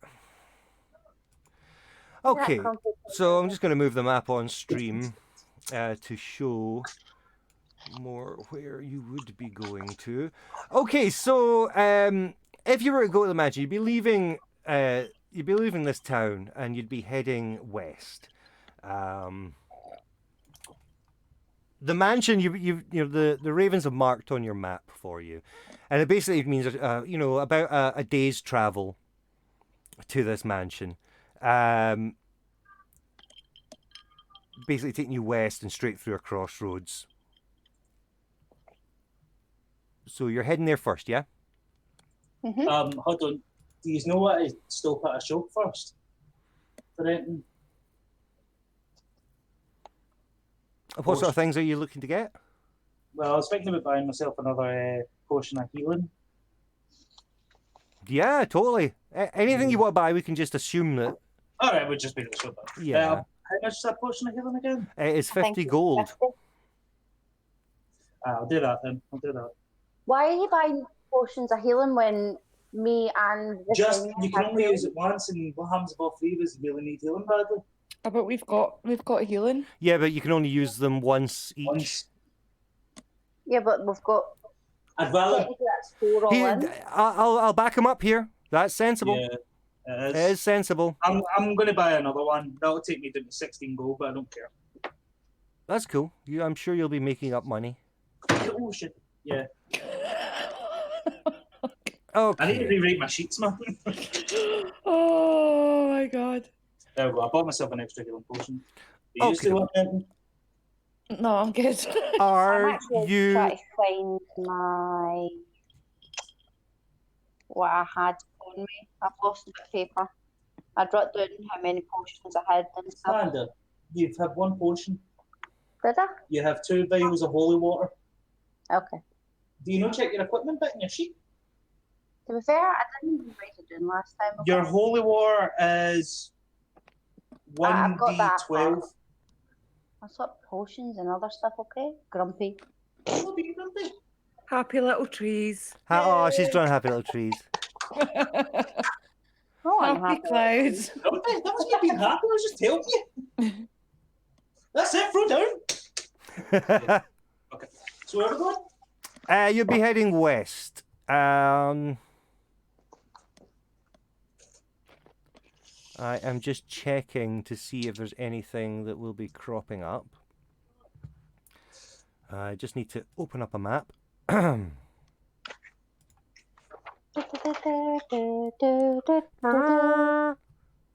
I played the Final Fantasy remix and it's awesome.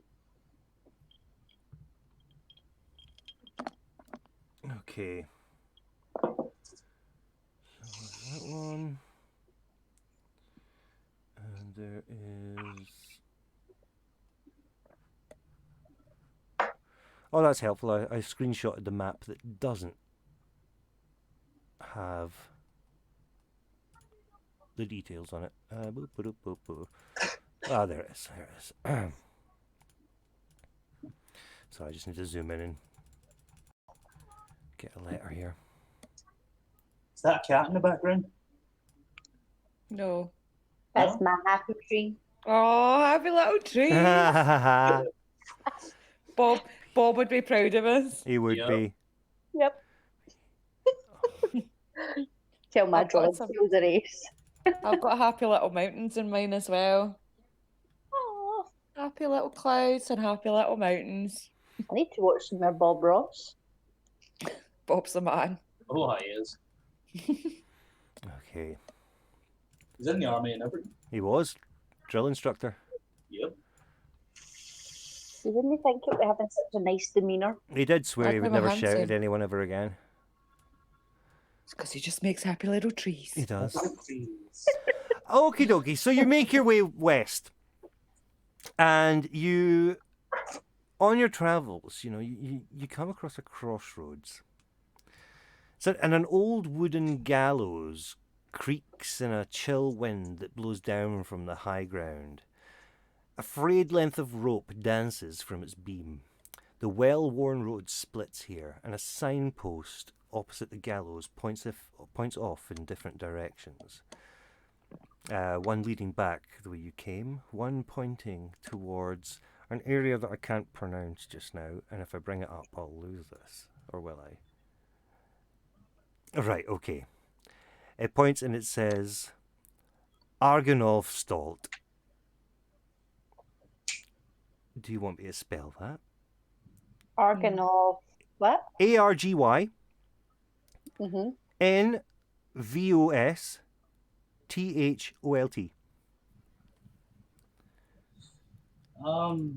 VOST. HOLT. Holt. Thank you. You says we're at a crossroads, didn't you? Yeah. So I'm just trying. We got a prediction about a crossroads.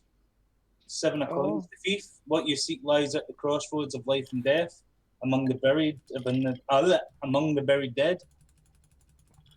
There's a gallows there. So yeah, the sign, it points north towards a lake, and south towards the mountains, and west towards that place that I just gave you the big stupid name. Let me see now. Across from the gallows, a low wall, crumbling in places, partially encloses a small plot of graves surrounded in fog.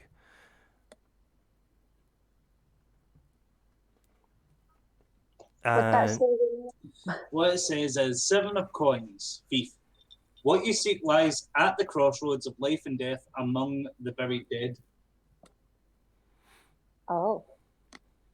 We're at crossroads, there's a gallows and there's a graveyard. What do you Is do? there a happy little tree though? There's in this land there is no such thing as a happy tree. Barovia is bereft of happy trees, happy clouds. But there was a tree that we needed to find. That was for more the a bleeding tree. treasure. More, I don't know if Bob Ross has ever painted a bleeding tree.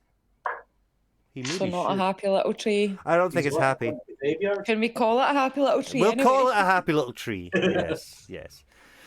Excellent. Happy blood. So what are you guys doing? Can I investigate the little graveyard, please? Me too. Happy little graveyard. Yeah, happy little graveyard. Can you? Honestly, I need to stop.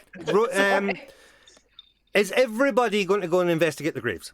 Mm-hmm. Can everybody roll me an investigation check? 16 altogether, because I've 0 for investigation. 20. 19. Nice. Cool.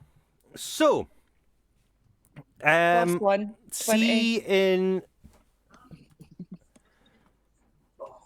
Was that what number was that on your list of things? 7. Oh wait, no. 1, 2. It's the second one. Then. I just need to write this down. This card tells of a powerful force for good and protection, a holy symbol of great hope. 7 of coins, thief. We could find a holy symbol. What was the first one in that list? The first one on the thingy was the carving. The carving tells the history and knowledge of an ancient. Will I help you better understand your enemy? The druids, the evil tree goes atop a hill. Yeah, that's where the diaries are that Dave said. Appendix Okay, that's fine. C. I'm so glad that I've read these like about 20 times to stick them in my head. Okay, so you dig about in the graves, and you can see some of the soil's been a little bit disturbed, and Is it down with the sickness? it's very much. As you dig, you can hear a raven above you going ooh ah. And digging about you see there's a small wooden box. Pick up the box. Mm-hmm. Open the box. It's a dick in a box. What's up? What the fuck? There was a beastie. There's a beastie crawling on my notepad.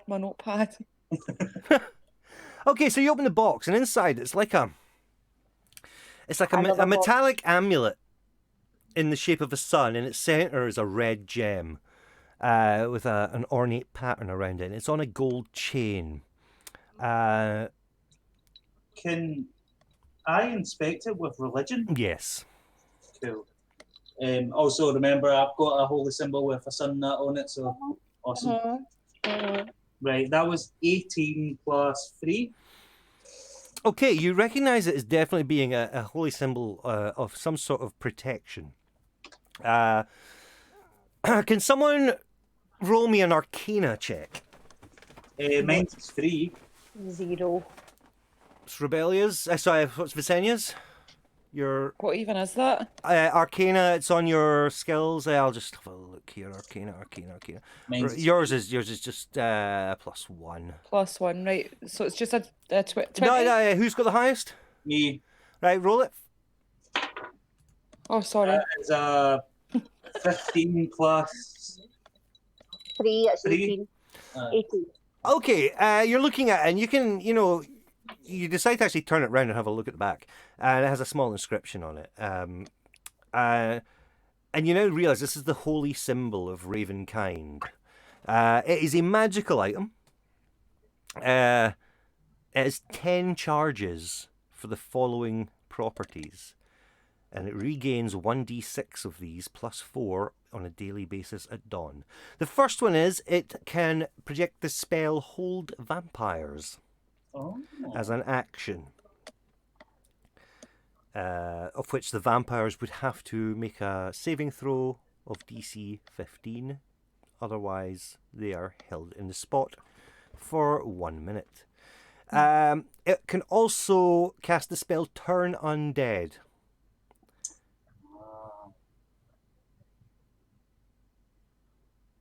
Make them flee. And Sunlight. As an action, you can expend 5 charges whilst presenting the holy symbol to make it shed bright light in a 30-foot radius and dim light for an additional 30 feet. The light is sunlight and lasts for 10 minutes or until you end the effect. Which one of you two want it? Remember, I've already got a holy symbol. Hold on, Rebels. I don't mind. Do you want it, Ksenia? No, you take it, Rebel. It's up to you, because I've already got a holy cross. I'm alright, We'll share. We'll pass it between us. All right then, we'll share. That So sounds good to me. So who's wearing it, Well, I'm holding Hey, Rebel is. it in my backpack. Or my pouch. My fanny pack. My fanny pack. my tactical bag, that's a fanny pack and you know it. Okie dokie. So, yeah, you have acquired that. Your technically first item on the to-have list in Ravenloft. Where now? Are you going to continue your journey? Yeah, can we continue to the mansion of the paladins? Yes, you can. So you head off along the path now, sort of heads a little bit more sort of southwest. And as you're leaving, you hear like a creaking noise behind you coming from the gallows where there was nothing before. Now hangs a lifeless grey body. The breeze turns the hanged figure slowly so it can fix its dead eyes upon you. Visenya, Oh, no, what? you look at it and you see yourself. You are looking at your own corpse hanging from the gallows. No, hell no. Hell no. That is disturbing. No. Hell no. I'm out. Leg it the other way. So everyone else turns to look at you and wonder why you're darting. Can I turn around and look back at the gallows? Yeah, you totally do. And you turn around and there's just a humanoid corpse just hanging there. I'm just the chosen one. Well, just a quick something to say. I'm still waiting to see this happen, which is this card of power and strength. It tells of a weapon of vengeance, a sword of sunlight, 8 of glyphs, bishop. What you seek lies in a pile of treasure beyond a set of amber doors. We haven't run into amber doors yet, have we? Right, cool. Just making sure. I left the pencil off. Right, guys, what are you doing? I'm liking it. One after Ksenia to these paladins. What the fuck up? Alexa. I get on all fours and I start running like a dog to catch up to both of them. So you now look like half the Scooby-Doo gang running down the road, and you make your way off. You follow the directions on your map that was given to you by the Ravens. And you split off a little bit further along the road. You take a left. I'm just trying to find the bit now. There we go. So, you start making your way towards what you've been told was the mansion. High above the river valley juts a quiet... Oh, sorry, fucking hell. Words are hard, guys. I am so sorry. You're talking to a dyslexic.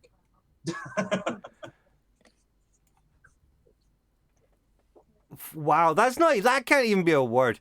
High above the river valley juts a quiet promontory. I have no idea what the fuck that is. Upon which looms a sepulchral mansion. I know that word because it's like sepultura. Its turrets capped with fairy tale cones. Its towers lined with sculpted battlements. A third of the structure has collapsed, as is part of the roof, but the rest appears intact. A dark octagonal tower rises from the surrounding architecture. Out of the fog comes a distant peal of thunder, quickly accompanied by the howling of wolves in the woods below. But the house stands silent, seeming like the fossilized remains of some long-dead thing smote upon the mountainside. I can hear Will. She's about to leg it up to the front door. I speak canine. Yeah, let's do I that. don't listen to you. Right. They're just talking about what's for dinner. Okay. So you head towards the entrance. And just in front of the entrance, it's, if you can imagine, like, you see how you see pictures of, like, old stately homes and things. There's like it's like a gravelly sort of driveway sort of a thing. And there's a large, perched atop a 10-foot wide, 10-foot high cube of granite is a moss-covered statue of a dragon, its wings tucked close to its body. The statue looks east towards the mansion. They're saying you pretend you have wings. Make them out of leaves. I do have wings. I'm kidding. Touch Yeah, the just- statue. Will I touch the statue? Yes, so you're part dragon, see what does it. Okay, can I go up to the statue, please? Yeah, you go up, Examine it. you touch the statue, and you just get this a slight cold feeling on your claws. Well, that wasn't helpful. No. Wait, what dragons did they worship again? Silver. Silver. Silver's ice in it. I'm sure silver dragons are mostly ice. Is there any other details On the dragon? The dragon? No, it's mostly just covered in moss, and you're looking at it, and it is literally it's just a statue of a dragon. Cool. We'll You just can tell. Carry on, yeah. You can tell when touching it that it feels like this used to contain some magic, but it's definitely faded. Can I? Okay. No, what are you going to say? I was gonna say, can I detect magic? Yeah, 100%. Roll See if they're me. still similar. Roll a d20, add +5. Yeah, 20. Plus You 5. can tell that the feeling you felt, you can tell it's part of a magical trap. However, it seems to no longer work. Basically, you can tell that this used to be the dragon statue itself would breathe a cone of cold as part of the trap, but it's long since. It doesn't work anymore. Well That's past fine. its sell by date. Well, can we just head up then? Keep heading towards Yeah. the mansion. Flagstone steps flanked by stone railings climb to a landing in front of a pair of tall wooden doors with rusted iron bands and knockers shaped like small dragons. Sorry. Carved into the lintel above the entrance is the word Argenvostold. Can I comprehend languages, please? You can, and you realise it's the name of the place. Huh. You know, you never know. You never know. Oh my god. Why did the gods hate me so? That's It was just in case. Who knows? cool. So are you going to go in? Yeah, hell yeah. You want to chat first? Want to hit the Or knocker? do we want to get a quick break first before we go in? Yeah. Aye. Just in case it all kicks off. Aye. Yeah. That's pretty smart, actually. Yeah. Okay, guys. See you in a bit. See you in a minute.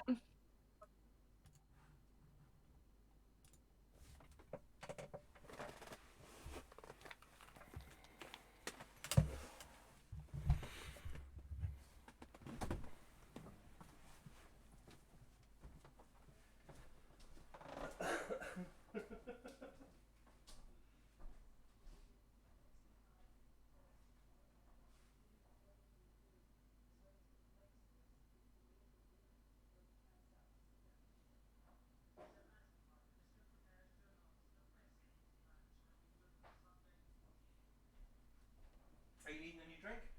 Yeah, I also need to get my tablets, babe. Oh, of course. I need to pee first. I'm not getting drinks, though.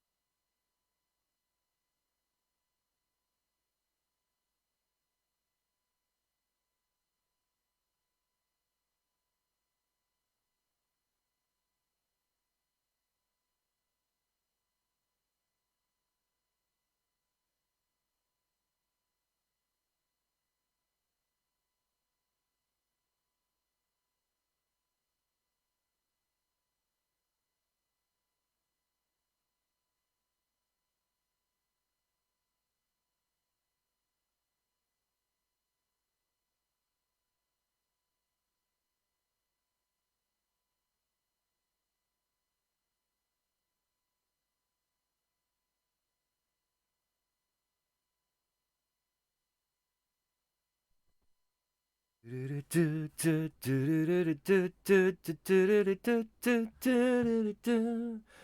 we are back now.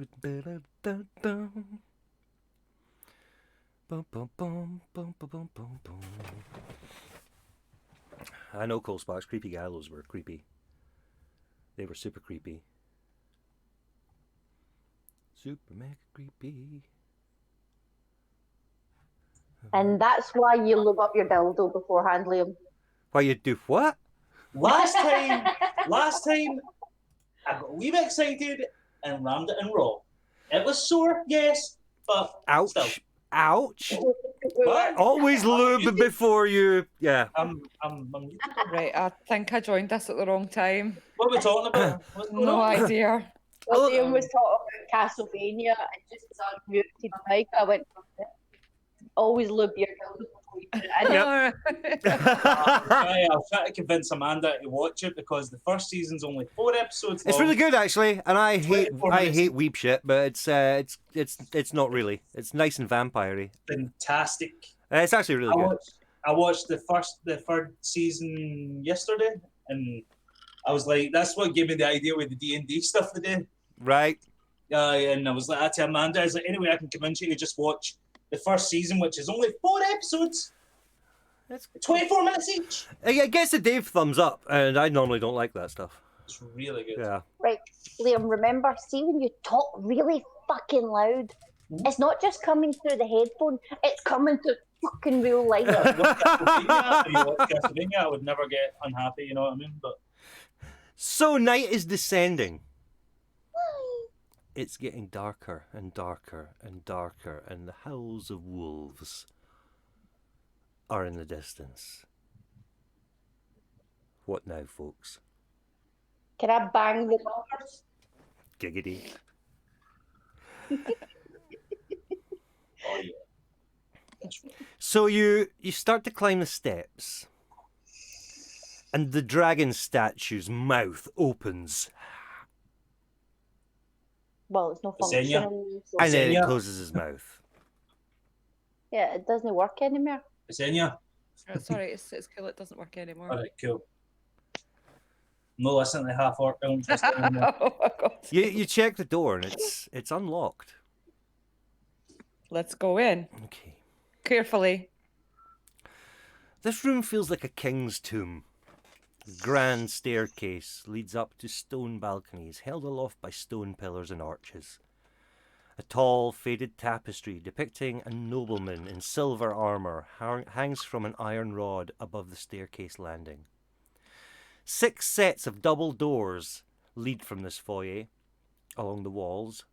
Along the walls, displayed on marble pedestals, are 3 alabaster busts of handsome men. A 4th bust and its pedestal have been knocked over, and their shattered remains lie strewn across the mosaic floor. 2 chandeliers of wrought iron hang from the ceiling like monstrous black spiders.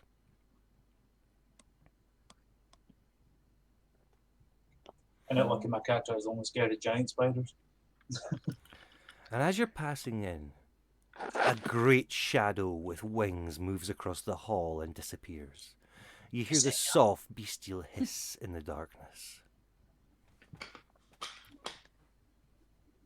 First, can I close the doors behind us? Yep. And then can I produce flame just so... So you're holding it? Yeah. You also have dark vision, don't you? Yeah, but... Me too.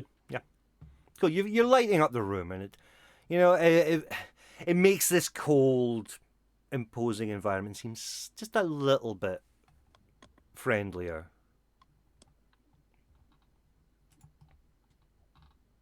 The winged creature. Is it still in the room? No, it was Just scarpered. it's just something you saw as it passed through. I was going to speak with animals. Sorry, Linda. No, it's okay. I was just going to say, can I also light up, do the produce flame thing? Yeah, totally. So that I can Yeah. light up the room. You guys Along are with you're like little handheld torches. Flickoos. Blickoos. I just realised we never rested. You just don't have certain spells. Oh, yeah. We got fully healed up, so We I'm got honestly. fully healed up. No, you haven't had a long rest. No, we haven't had a long rest. Oh, we need to rest then. Yeah, terribly. Can we technically set up camp in this mansion right where we are? There is nothing stopping you from doing so. Okay. I say we get a long rest for a while because you need your spells. And you Yeah. wonder why I bought 2 bottles of healing, aye? Okay, we rest then. Cool. Sleepy time. You rest and it's all's very quiet, deathly quiet. You hear nothing but like little bits of drips of water coming from the exposed ceiling. But aside from that, nothing happens. Oh, that's fair. We Got my sleep. kit. Okay, sleeping. Cool. So when I snore, Is anybody keeping watch?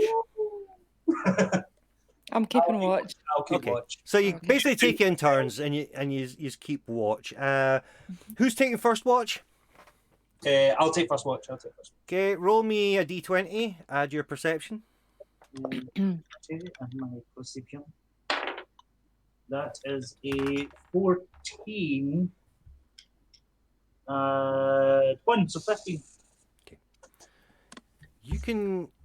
Let me just. You can hear a scuttling sound coming from one of the doors to the south, but nothing comes of it. Okay. Probably a rat. Who's taking second? Is it Visenya? I can take second, yeah. Roll me a perception check. So d20 plus your whatever your wisdom modifier is. 20 plus wisdom. 4. Okay, cool. Nice.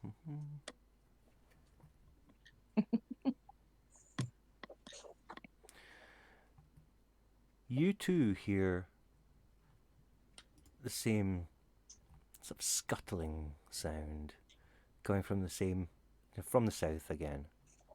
Okay. And Rebellia, you're taking the next watch, yeah? Mm-hmm. Okay. Roll me a d20. Add your wisdom modifier. That is 11 plus 5. 16.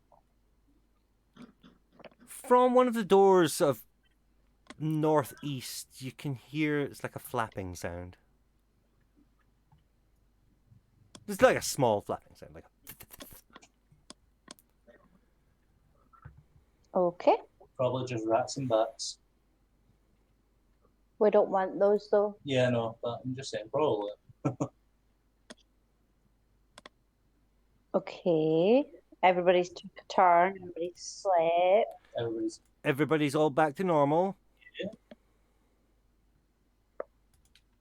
So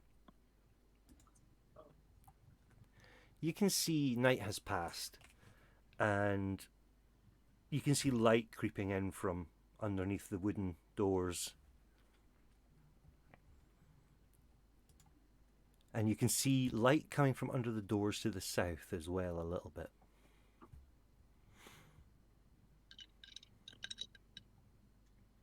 Is there any light coming from the northeast door? No. Okay, dark. All the doors to the north, nothing. Nothing from the east either.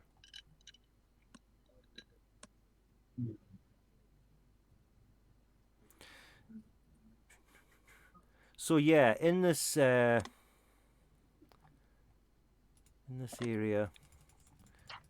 there are two doors to the north, 2 doors to the south, and a door either side of the staircase ahead of you to the east.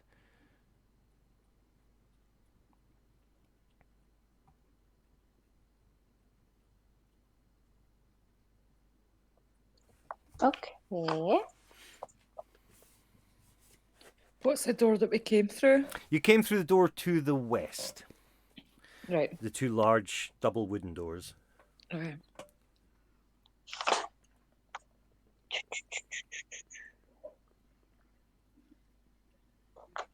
Should we try the one beside the staircase? The one at the east? I'll follow you guys. Door 1 or door 2? So northeast or southeast, technically. So Either or. north is I one. don't know. There is only one at the east, isn't there? No, there's two. There's like, because you can imagine in the middle of the eastern wall, there's a staircase, and then either side of the staircase, there's a door.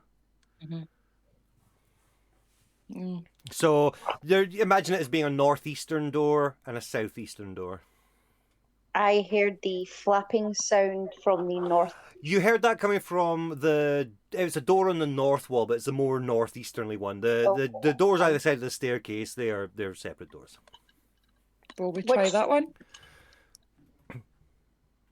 Sorry, can I just... Which south door was the scuttling sound from? If you can imagine a long foyer. When you first enter, there's literally a door to your left and a door to your right. So that's north and south. Mm-hmm. A little bit further along, there's another door to the north and another door to the south. And then straight ahead, you've got the staircase with a door either side of that. On the eastern wall. Okay.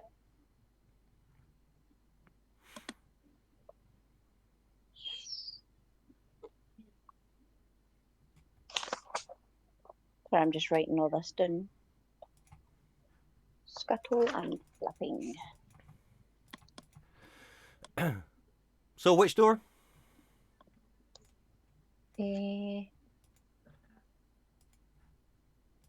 East, left or right, guys? That's at the staircase. Left. There's the two doors just before them. Cool. So Visenya says left door? The ones at the staircase? Yeah. Mm-hmm. Okay. I'll follow. I'll follow. So you open the door and you're greeted by a 20-foot long table with sculpted dragons for legs. It stands in the centre of the hall. The chairs that surround the table have backs carved to resemble folded dragon wings, and several of the chairs have been overturned or smashed to pieces. Suspended above the table is a crystal chandelier that glows with a soft white light. Standing in windowed alcoves are two life-size statues depicting knights with dragon-winged helms and shields. Rainwater trickles through the cracks in the ceiling, flowing down the west wall and adding to a large puddle on the floor. 5 sets of wooden doors lead to this hall. The doors in the northeast corner hang open. A pair of lead glass doors, their panes cracked and broken, stand open between the panels of stained glass set into the east wall. These panels depict silver dragons in flight. Beyond the glass door lies a dark, misty room that appears to be a chapel. Oh, there's far too many rooms in this. Oh, aye. And you notice now that you're in this room that the other door on the eastern wall just led into this room as well. Oh, right, okay. Okay, so we have the choice then, continuing this room to the chapel or turning back. Is that right? I will just tell you. You have the option of going back the way you came, heading through the stained glass broken doors to the east, heading through the door to the north, or heading through the door to the south. Oh, there's too many. Which door is for the chapel? The chapel is the doors that are to the east. East. Okay. I kind of want to check out the chapel. I've been quite lucky with holy symbols and all that shit so far. Yeah, I'm game. Yeah, it's just Same. Everyone, Right. right? Yeah. Cool with the chapel? I'm good with that, yep. Okie dokie, guys. Cracked wooden pillars support a wooden U-shaped balcony that overhangs this stone-walled chapel. Narrow archways lead to a spiral staircase that curl up to the balcony, and a door set into the north wall has a wooden beam barring it. At the east end of the chapel rests a stone altar flanked by iron candelabras. The altar is carved with a rising sun bas-relief. Tall arching windows set with panels of stained glass decorate the walls behind the altar. One of the windows has been shattered, covering the chapel floor with shards of coloured glass and allowing thick fog to enter and fill the room. Can I revert back to my human form so I can stick on my boots? Hang on a second. Through the fog, you see 3 armoured figures kneeling before the altar.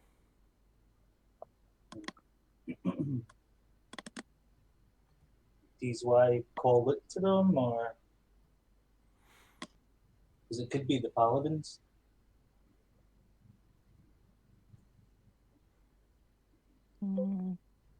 So it's up to you. I know that sounds mean, but I think we're saying it since these guys worship dragons. Hello. I know this whole thing's like an ego boost for Fresenia.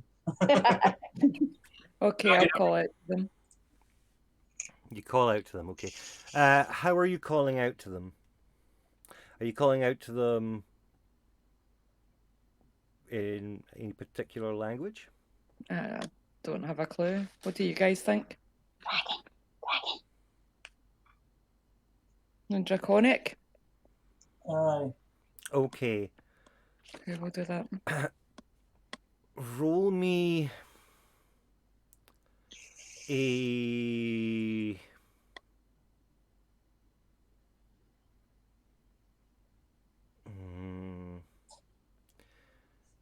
Persuasion.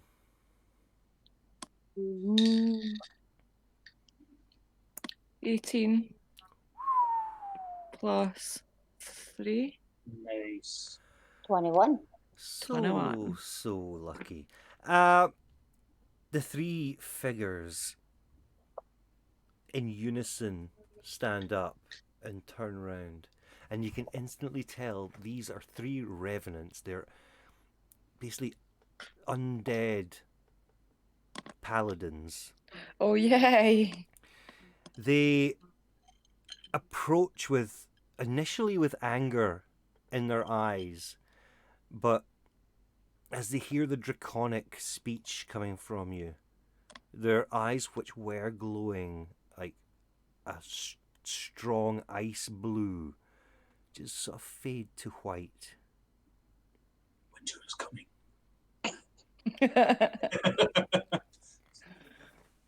That's awesome. Maybe Linda should just keep speaking Draconic to them. Yeah. What should I say to them now, guys? We're looking for help against Strahd. Okay. I'll do that. I'll ask if... Okay, so you set forth your intentions. And let me just see here. Okay. The Revenants, in a very hollow voice, all in unison, they say, "You should speak to Vladimir." Who's Vladimir, please? Putin by any chance? They motion for you to follow. The motion what, sorry? They motion for you to Just to follow them. Okay. Let's follow them then, if you guys are cool with that, yeah? Good follow. Cool. So they lead you through winding corridors and staircases and just further and further into this mansion, to the point that you don't even know where you are in this mansion anymore. And they open into this large room. And the west wall of this 50-foot long, 30-foot wide audience hall has crumbled, leaving a gaping hole in a pile of rubble. Weapons and shields that once hung from the walls have fallen to the floor and succumbed to rust. A large wooden throne carved to resemble a dragon with unfolded wings faces 3 tall windows to the west. Slumped in the throne is a gaunt, armoured figure with one gauntlet wrapped around the hilt of a great sword. The revenants part as you enter the room and take up stances along the wall. I see what you do. Ah, There's a lord. He's saying we should kneel. should we kneel then? Will we kneel and introduce ourselves? Honestly, I'm just guessing that. Okay, Yeah, I think we should kneel. Let's kneel. let's kneel in. I'll introduce us all in Draconic. Cool, You cool, speak cool. in Draconic, and the first thing you hear is, "Go away." No. That's not fair. We showed you respect. We're looking for help. The creature's grip on the great sword tightens. "If you have come to destroy me, know this. I perished defending this land from evil over 4 centuries ago, and because of my failure I am forever doomed. If you destroy this body, my spirit will find a new corpse to inhabit, and I will hunt you down. You cannot we're free not. me from my damnation, nor would I wish it. If you have come to free this land from the creature that feasts on the blood of the innocent, know this. There is no monster I hate more than Strahd. He slew Aragavsnost, broke the life of the knight I loved, and destroyed the valiant order to which I devoted my life. But Strahd has already died once. He cannot be allowed to die again. Instead, he must suffer eternally in a hell of his own creation, which he can never escape. Whatever Okay, guys, can I'm be lost. done to bring him misery and unrest, I will do, but I will destroy anyone who tries to end his torment." You will destroy anybody that tries to end his torment. You gather from his speech that he doesn't particularly like Strahd at all. He wants Strahd to suffer for eternity, and anybody that tries to end Strahd's suffering, he will destroy. How about we say to him that Confused. if he can help us torment him for all of eternity, I'll happily put my holy cross into him and then bury him in the fucking oak and just leave him there. Obviously, he won't speak to me. I have no idea what to do, guys. Near do I, honestly. Um, Probably. What are you thinking? We'll try and worm our way around it. Basically, try and see that we're only looking to find out why he's tormenting a young girl. Mention Arena. And say that's the only thing we'll see when we're trying to kill him. okay, can you do Yeah. that, Dave? So the tall figure, Sorry, Dungeon Master. who you know to be Vladimir. He says, "Strahd's petty love interests. I have no interest in them.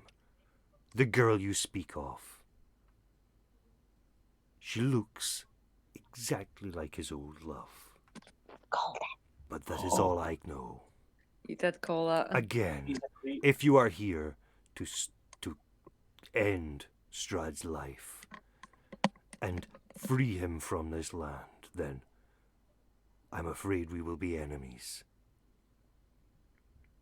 Linda, ask him if. It's the same. This- Visenya. Sorry, I know I get pure mixed up. Ask him if there's a way that we could make him suffer from all eternity if they're able to help us. Yep, that please. Yeah, sorry, can you say that again? What he said. I'm It's just like, sorry, I know I'm putting this weirdly. I can't really put it into words. It's like, ask him, see how we'd be able to make him suffer for all eternity, and see if they'd help us do that. Oh, I get what you're saying. yeah. So Vladimir Make him says suffer. he says, This land is his eternal torment. Mate, seriously?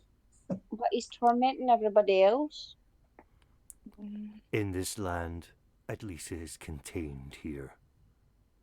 Is there any way that we can convince Vladimir to help us? Rebel, your persuasion. No, I was saying, like, Linda asked him if there's any way that we'd be able to get him to help us. Yeah, is Can there we- any? Yeah, that what he said. Rebel, persuade him to a you would smaller box? right. One issue: Rebel won't be able to persuade him of fuck all because she doesn't speak the language. Mm-mm. Visenya, roll me a persuasion check. I don't want to roll. 10 Plus, plus 1. 10 plus One. 1. 11. His grip tightens further on his great sword, and he starts to slowly stand up. Oh God. He starts to approach, and he says, "Leave this place now." There must be something we can do. is there a way we can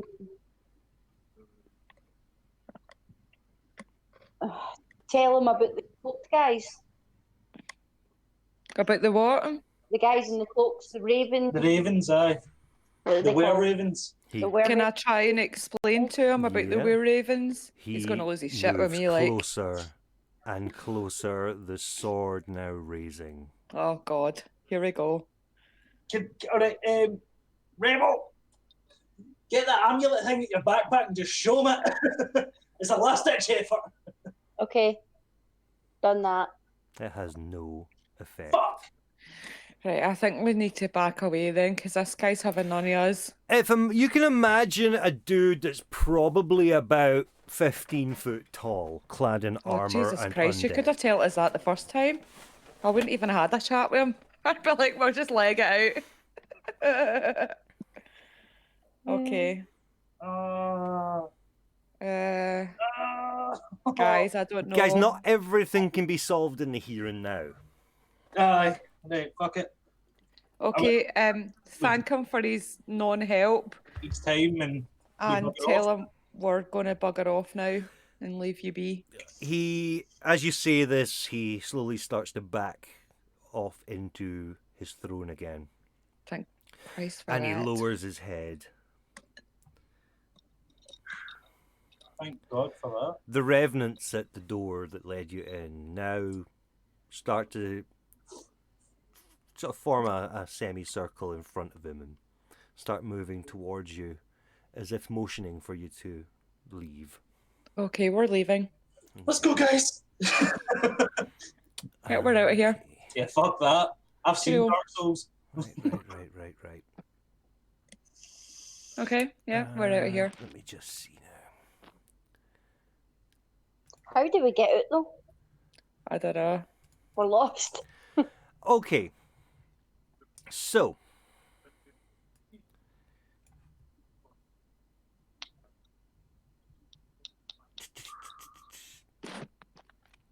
I need to pee. My heart started. right, you fucking- batter in while I read this quickly. That's just me, by the way. It's like having a wane with you. It's like, I need to pee. Are we there yet? I need to pee. I'm the exact same. Yeah, it's really bad. Honestly, diabetes. I've not even got that excuse. It's It won't be long, guys. alright. No other. Take your time. Swear to God, my heart's racing for that guy, man. I see. He reminds me of something that I think it's Dark Souls 2 or 3, Right? and it's like a big, massive knight. It's fucking petrifying. Is that the dude Funko was fighting? When he was- No, it's. Oh, well, it could be like Yorm, the giant, reminds me of him because Yorm's a giant knight. And then there's the Abyss Watchers, and there's also he was a knight in the first game, I'm sure, and he like fights the darkness, and he's like a big massive knight. Honestly, it's like petrifying. See, all I could picture was the Hound. Oh, aye, or the mountain, More the Hound. more the hound. Well, that guy's certainly grumpy. Well, like Dave technically gave us a hint. Yeah, but It still. doesn't need to have been here and now. We can come back. Remember, we've still got a windmill to go and see as well. And the carriage with the horses. Yeah, but that takes you to Ravencroft Manor, and that's where Strahd lives. You don't want to go there yet. That's it. Yeah, Dave told us. And also Cole Sparks. Did you? Yeah. Did you, Dave? I probably hinted at it, yeah. Oh, Cole cool. Sparks even said it in the last chat. Thank you, Cole Sparks. Yeah, legend. See, this is why I don't take notes, because I always remember it in the back of my head. Well, I don't. That's why I take notes. And we're good to do that when I found the mystical amulet of daylight. Huh? Who found it? Me? No. Because I'm the one that told us about the crosswalk and all that stuff. You're the one that just picked up the box and went, oh, look at this, it's so pretty. I was the one hanging about the I'm okay, ravens. babe, cheers. I'll do that. That was good, by the way. Those are some nice big windows, isn't they? Aye. Hmm? No, they're not that big. No? Just the angle. I think they're fucking huge. What is it? We've got the window. They're quite shitty windows, to be fair. Ours is- They let in a lot of daylight, but you can't open them properly. Hey, see, you've got bay windows. I like bay windows. My corner. When we first saw that, I think that was when we went, yeah, we'll just take this. It's fine. You got high ceilings as well. Yeah, yeah. Yeah, Very high. Decent, so they're- I like high ceilings. Aye. Liam, mute your mic while you're moving that. Oh, aye, I aye, think Linda's just getting herself a drink. That's I see me.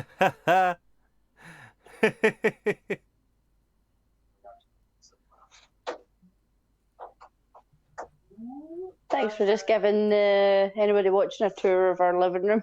yeah, so it's not you know where we live anyway. Dave does. Ah, Right. Oh God, you guys have got so many choices. yeah. We need to go and see the druids. Yeah, but they're bad druids. Yeah. Or we can go back to the windmill and take a double back. Hold on. But I wonder if this is just me fathoming a wee funny guess here. I'll happily take a hint from, Mr. Meckler. That amulet can turn us undead. Do you think that would have No, No, no. It actually makes undead run creatures away. potentially run away. Yeah. That's what turn undead means. Do you Oh, remember right. Skyrim? Yeah. Aye. Like that. It doesn't turn you undead. Oh, that's just annoying. Hi guys, sorry about that. That's What cool. did I miss? Nothing. No, we were just. We literally showed Dave our house. That was it. Oh, okay. Showed him our bay window and the high ceilings. That was it. Oh, don't get all bay windows and high ceilings on us. Oh, no, now, it come was, on. it was I'm Dad's- kidding, I'm kidding. It was Rebel's fault. She pointed at your windows. To be fair, one, I kind of hate the bay window because getting a curtain pole was a pain in the arse. Oh, what one? And Oh, it's two, lovely the high though. ceilings. I'm short. Oh, I like a high ceiling, me. I love it. You're tall enough to change a light bulb. I know, right? I am Yeah, not. I don't have one. I need step ladders and then I'll have boots while on the step See, ladder. the house is tiny, but I do like a living room. It's a That's wee quite house, good, so okay. in it. Yeah. And it's yours. Yep, exactly. What bigger one? Though? Just need to win that lottery one point. Don't we all? Yeah. Yeah, We're all we'll win holding the out for the lottery Buy a win. house with like 6 rooms in it. We'll get Dave and Linda to move in to be our personal tattooists. We'll be good. What are you like? I'll get a bike. You can get a Vespa. Oh, Aye, knew you're interested. Vespa. Oh, I saw lovely. How nice was that Vespa we saw? It at was a Sainsbury's cute wee the other day? Vespa. Cute Oh, wee it was Vespa. like a retro one, but it was like a 2013. Oh, it was so nice though. It was like the retro colours and everything. Dream vehicle with that and a Oh. Volkswagen Beetle. Beetle. Old style Herbie. You would have Or, loved it though. Or the hippie van. Oh yeah. Oh, The V-dub yeah, campers. That's Rebel's dream car. Mm-hmm. They are W. so rattly on the inside. Tinny and rattly. So am I, so we get like Right, guys. So the revenants basically, one leads whilst two follow you, and they take you through the reverse twisty turny corridors all the way back to the main foyer, and then I'm slightly scared now. they drift off back to the chapel. Right, just very quickly. I'm not going to do it. I'm going to make that very clear. Yeah. Maybe if I get a level up, I wonder if dueling them might work. If whatting them? Dueling Dueling? to try and convince them. A battle between two people. Oh no. I was just spitballing. Honestly, Let's not. No. I was just saying, like, he's a guy of great power. Clearly, Richter, just stop while you're ahead. I'm just saying. No, he's already said he's not doing it, so he's safe. Yeah, I'm just spitballing. He's safe to meta game. It's fine. Aye. It's like I was just saying, like, he's obviously a guy who's proud that he's big and strong and stuff like that, but I was just wondering maybe if I'm a wee bit of a higher level, if dealing him would work. That was it. You're one of these guys that would honestly someone on like a really hybrid people. Bet I could make that. I probably would. It'd be like Wile E. Coyote. I'd still try it. His wee legs going off the edge. Oh my god. I was just spitballing, that was it. I was just saying. I'll keep your spitball to yourself. Wait, I genuinely don't know what we should do now. Like, I'm shit out of ideas. Me and Rebel were talking about, like, we can go to the druids, Mm-hmm. but we'll probably need to fight them, and they're probably strong. Or we can go to the windmill, because we have no clue what's in the windmill. There's also the rest of this mansion to check out. I know, but we got told to leave. I know, but I'm thinking if we You get got caught again- told to leave The hall. the hall that he was in. Oh, okay, right. I thought we had to leave the entire mansion as well. This mansion's going to take us days to get through, though. I wanna Oh, look you at should see it. I know. That's what I'm saying, though. Plus it is 11:30. Is it really? You're talking probably about between 20 and 30 different areas in this mansion. Right. We're not going to do that tonight, then, are we? Because that shit's not going to roll. Like Dave said earlier on, we can always come back when we want to speak to the guy again. Yeah. Should And we we? could find clues in this mansion tomorrow or whatever day. Yeah. Yeah. Yeah. Now, remembering the Curse of Strahd, it's kind of like a sandbox. Imagine it's like it's like Skyrim, basically. It's like an RPG. It's not everything's gonna be relevant. Not everything is gonna be the path your guys have chosen. But those things are still going to be in this world. Yeah. Okay. And So there's not. I can't stop you from going to these places. The information on these places is held in the minds of all the people who live here, so they will tell you about stuff. But whether or not that's It's the path relevant. that you're already on yeah. is. I think we should just leave the mansion. It's to be like, honest. see your fortune. Your fortune is the more thing like to keep an eye on, and things that have relevancy to that. That's your little guiding quest marker, if you know what I mean. There's some things like that may not be on your path that you could turn to your path, but it would require exploration and blah blah blah and yakety smack. Everything is possible. You could go any route you want, but the fortune you were given by Madame Eva is probably it's like the best course of action, if you know what I mean. And it's deciphering what that means. And as you've seen, as you go along, you hear things and things click. And what I was going to say was that I wonder if we can go back and talk to the crows again. Because we could ask them about Vladimir, and I can ask them about if they've ever seen a set of amber doors. Yeah. And the tree, the happy tree. Happy little tree. We still got the happy little tree. The tree is the place where the druids, so it is. Right. Yeah, because underneath it, like Dave said, is the diaries of Strahd. Right, yeah. And that's one of the cards as well. So I'm wondering if we can go back to Vallaki and talk to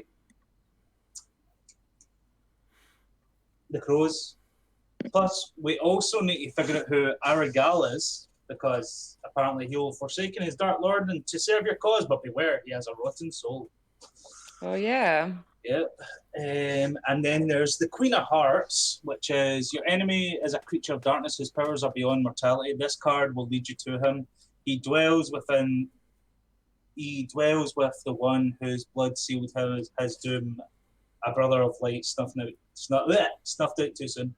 Right, I think we've got far too much to think about right here, but I think we need to leg it out of this mansion for just now. You're currently safe in the area that you're in.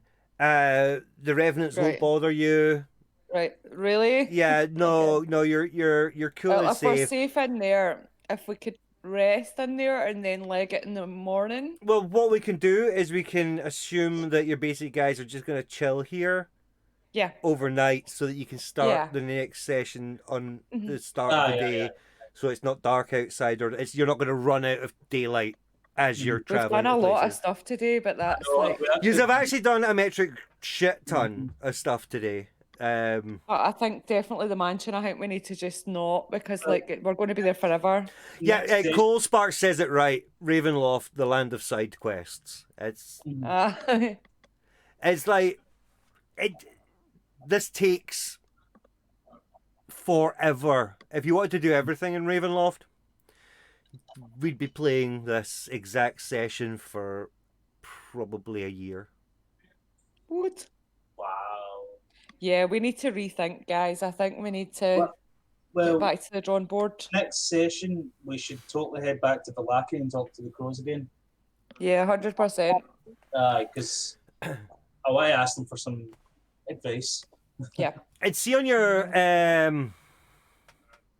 know you probably don't have the map up at the moment. Where you are currently located, you are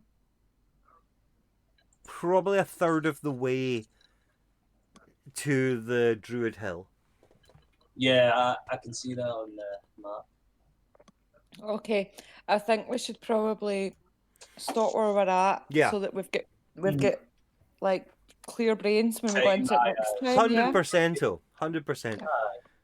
I'm really impressed that you've got through so much. That's good. It's so much fun. I'm just enjoying it. Apologies for the just throwing you straight into violence. I know that was a bit. I didn't even know how to deal with it, but that's okay. Plus, I love the fact that I'm a barbarian with an extra attack. That makes me happy. It's handy. Right, stop showing off now, you. Your spells are amazing. Right, you're a bit weird, just amazing. That's true. Breathe fire. Well, Big Doug. Well done for not getting arrested. Well done for not getting locked up. Well done for not getting killed again. Not getting dead, I know. That's the big one. Yeah, we shall reconvene. Woo! And Rebel, you'll be finding out your shifts probably in the next couple of days, aren't you? Already found them out. I'm all early finishes, and it won't affect me at all for this. So, woohoo! Yay! So finish is on Monday. That's at 5:45. Oh, no, that's great. What I'm going to do is remove that shelf because see me getting under to get that wire every fucking night.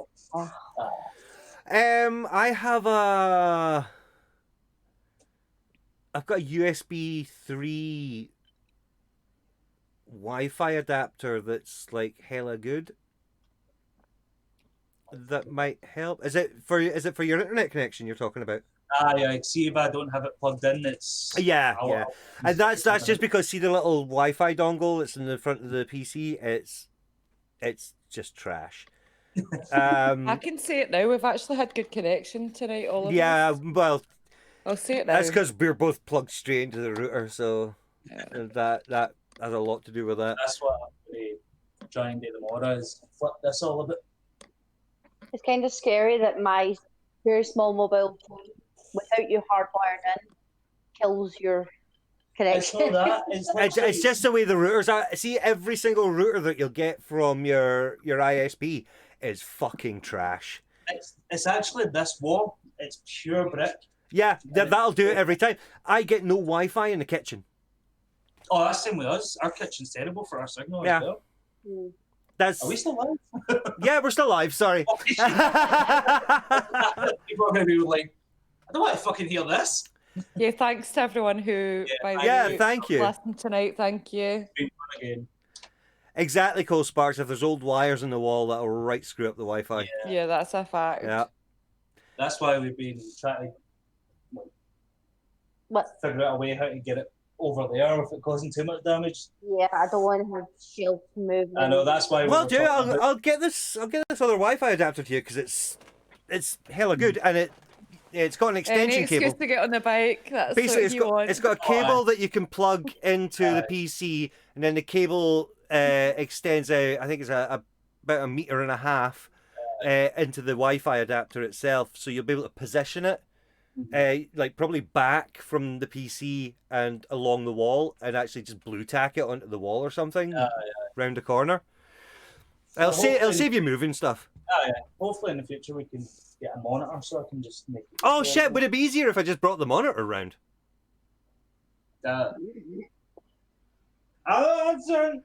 It's literally sitting at my freaking feet. Yes, it would. Let's take the monitor around to them. What's the mantra that he drilled into us? Just stop being a big dumb dog. Stop fucking being stupid. And exactly. Let's just fucking say it. If we've got it, we'll help. Yeah. And I need to give you that PPE that I've got that's no use to me. Yep. Anyway, the stuff's shit. We're just gonna be like black market traders outside your house. Rebel, have you still got hand gel? Aye, we still got quite a lot. You've still got hand gel? Yeah. No, because I've got some. I was just like, yeah. We actually made our own as well, which is like 90% proof, man. Yeah. From your hands. Nice. Just don't waste the alcohol, guys. Yeah, exactly. I've also got for you, Linda, is a hand cream that's actually antibacterial. It's Vaseline make. Oh, awesome. That's a good stuff your hands for cracking.